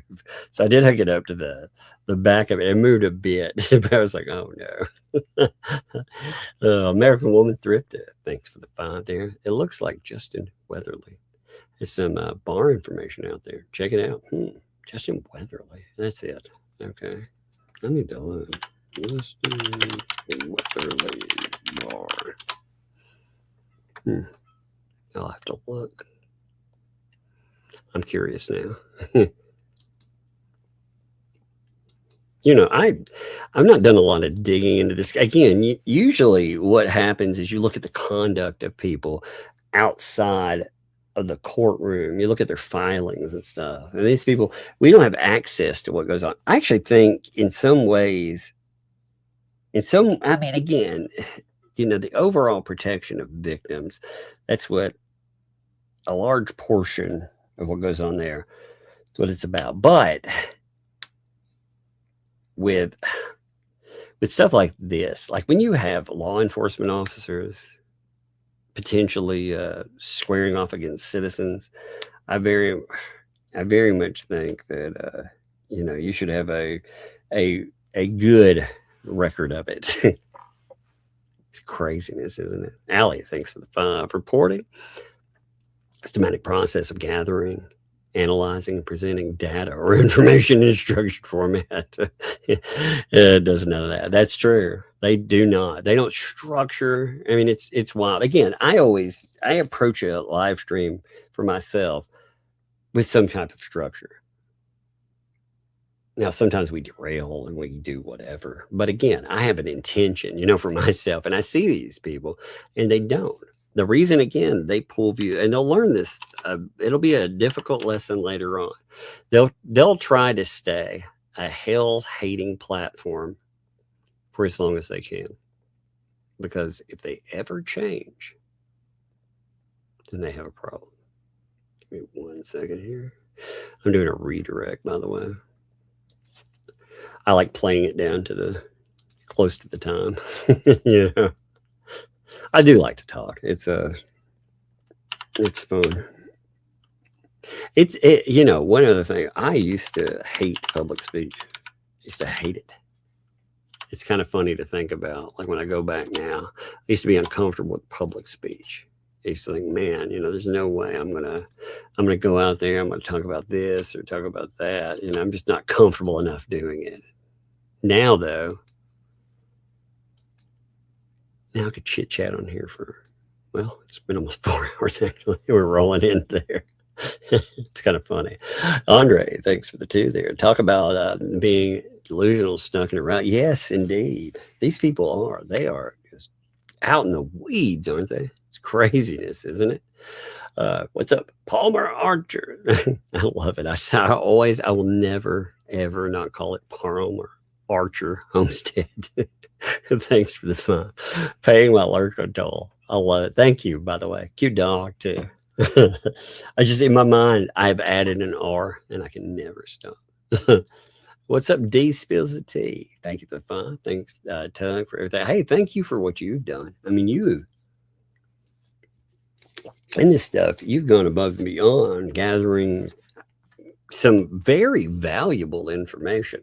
You know, if lawsuit proceeds against, like with the FATs, you found a donor that straight up was saying, hey, what these people said caused me to take away support from this one person. I believed everything they said because I thought they did research, and I gave a substantial amount of money to the point I had to take out a loan. So you've done really good work. So props to you. Emma, thanks for the personally. I love Southern accents. I like them. I don't like overplayed ones. You ever hear somebody with a really fake one? I hate movie ones, for example, like in Silence of the Lambs, you know, where you have this kind of accent, you know, it's very fake. Those drive me crazy. I'll meet people that play up an accent too. You know what's really funny? You know Camelot? People used to say that Camelot was playing up his accent. It's like, no way, man. I know people that, that they're from areas like you. There's no way he's playing up his accent. But they were like, he's playing it up. I was like, for what purpose? Like, what good was that doing? But yeah, I actually like a Southern accent.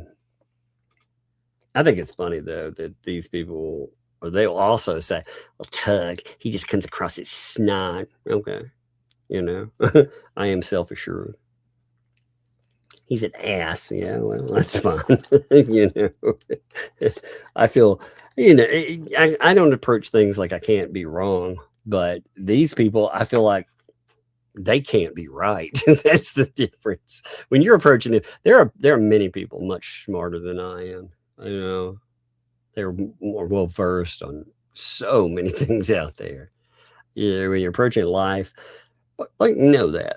But again, it's not that you can't be wrong. It's that people like the fleas, they can't be right. They're just idiots. Every now and then they might hit on somebody. Man, that has become so rare these days. It's just mostly a jumble of false allegations and people watching to see how the outcome will be.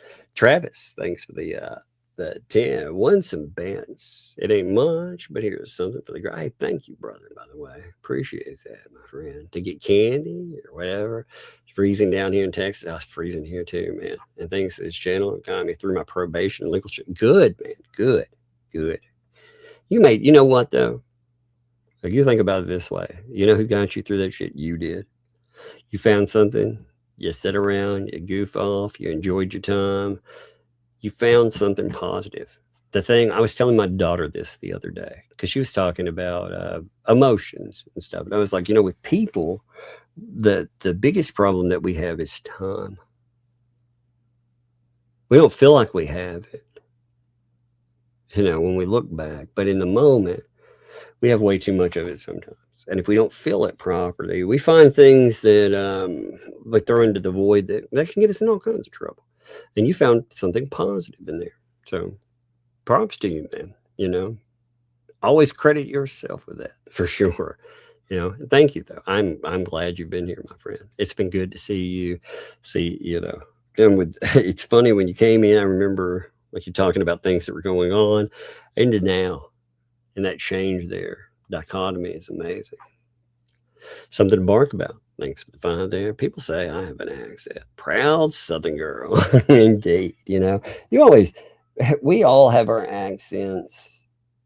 A lot of people spend lifetimes trying to chase something they aren't too. I think embracing it like that, being proud of yourself, that is the way to go. Thank you. Appreciate you too. S-Shot, thanks for the 50 there. Thank you. By the way, we all love your accent. We love the commentary. We love your girls. Oh, and your humor and laughs. Well, thank you. I appreciate that. Like I said, I think that if you approach YouTube, I've tried to approach it. I tried to approach it just factually when I started out. And the problem with that is the facts are there, but anybody can find facts, but only you can be you. I think a lot of people lose that. They think you have to reinvent the wheel when they YouTube. No, you need a 5% difference from the other channels that are out there. And that 5%, it can be you. You just have to figure out how to present it. Thank you. I appreciate it. I'm glad you guys, I'm glad you all pop up. You're here. SF, thanks for the 5. Dumbest thing you ever heard. That's an incredibly high bar with these people. Gang, gang. That is true. I should be like the dumbest thing I can remember from these people. These days I have a very short memory span, it feels like. So that is very true, though. That's it. Travis, thanks, dude. Tug is my protector. Oh my God. That would be so funny. I need to rewrite that song. Tug is my protector. I need to pull up that J song again. Protector and savior. Love you, brother. Love back to you, my friend. Appreciate you. That's so funny. Natalie, thank you for the $20. Thank you for the super sticker there. Love them. Love having one every time. The kids ask me about them. They're like, hey, what was super stickers today? So got to find them. And thank you. Appreciate that. What's up, Mr. Coop? Thanks for the 5. Paying my Southern tags to keep us all going. Awesome stream as usual, Tug. Thank you, man. Appreciate that. Yeah, it took me last night with power messed up. I was like, well, I can sit around, the power kept flickering. So like I could sit around and, try to sleep, which I couldn't do, or I could read through the transcript of the FATs. So I was like, well, I'll read through some transcripting. And it is, I didn't even, usually I'll put something in Speechify. I'll take that Clipto. By the way, Clipto is pretty good.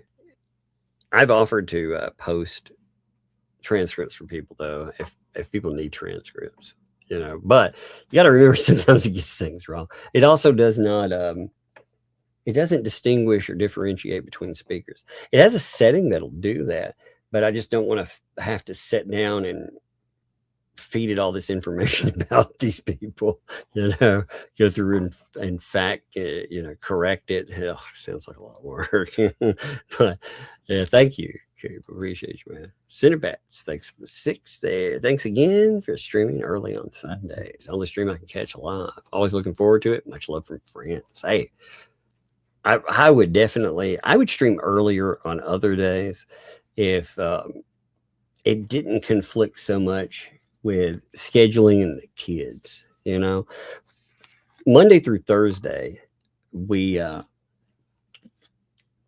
couldn't get together, and I wish we could go earlier though, because then it would hit a lot of different time zones and help out. But the organization with Megan and myself was actually difficult to put together, where we could continue it. It's not bad on like a 1-day thing, but it was like, hey, if we're going to flip-flop channels, we need to figure out something here. But I mean, we found a way to make it work, and that was good. But yes, I like it where at least once a week we can have something where, other time zones, maybe they can jump into. So a few hours, I'm glad to get to hang out with some of you live. Sunday's a weird one too. We've had actually, weirdly enough, we've had a lot of views on it. YouTube is so weird about views these days. Like, it's doing something bizarre, because today, even though we've had 2,300 folks over time, we've had around 8,000 views that are showing up so far, which is, again, just live views that it clocks and counts. Now, it won't show you that number outside. It gives you a different number, but it's just it's interesting that sometimes with the 3,500, it'll give you a lesser number. It's strange, but yeah. Thank you. I appreciate it. I'm glad you get to catch there. William, thanks for the fun. Born and raised in California. Never knew I had an accent until I moved to New York. Yeah, try to figure out where you're from. Yes, indeed. You don't realize it. Like for myself, I don't have a heavy accent that's Southern. This is not a heavy Southern accent. In fact, people, when they talk like the accent, what's the best way to say it? Like some people, if you're talking to them, it depends on if they like you or not. If they like you, they'll say, like the way I speak, again, it'd be self-assured. If they don't like me, they'll call me an asshole or a douchebag. That person comes across as like an asshole in their speech. I'm like, yeah, well, that's good. But no, accent wise, it is funny. Like here, this is a very light accent comparatively.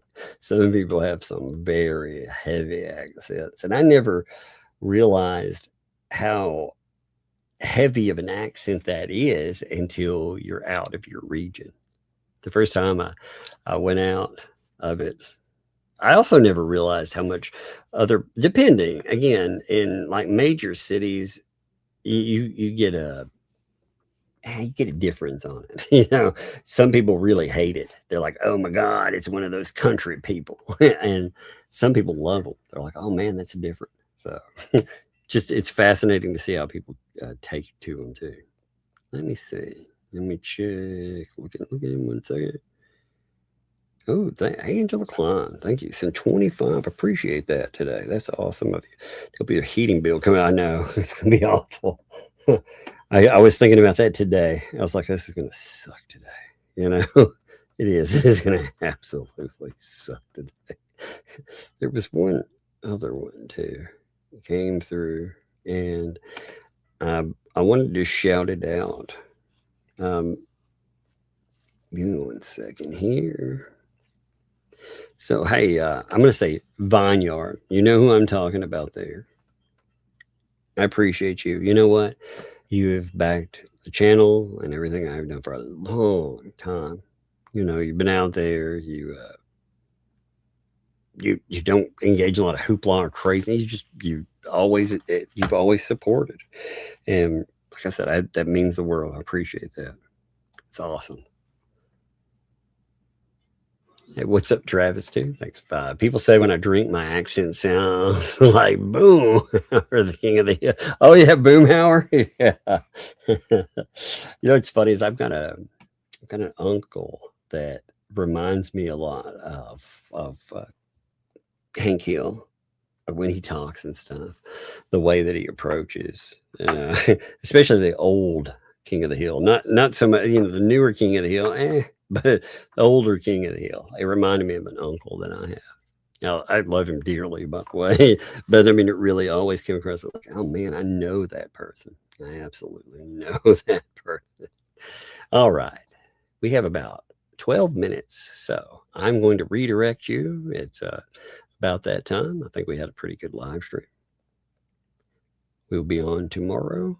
Be on with Megan. She's had her weekend off, so it's always nice to have like on a Monday, you know, to not have to control everything. Always like that. But I'm going to redirect y'all. Appreciate you. Everyone stay warm. Be safe. We're supposed to have some freezing up again, so you be safe out there. Appreciate you and see you.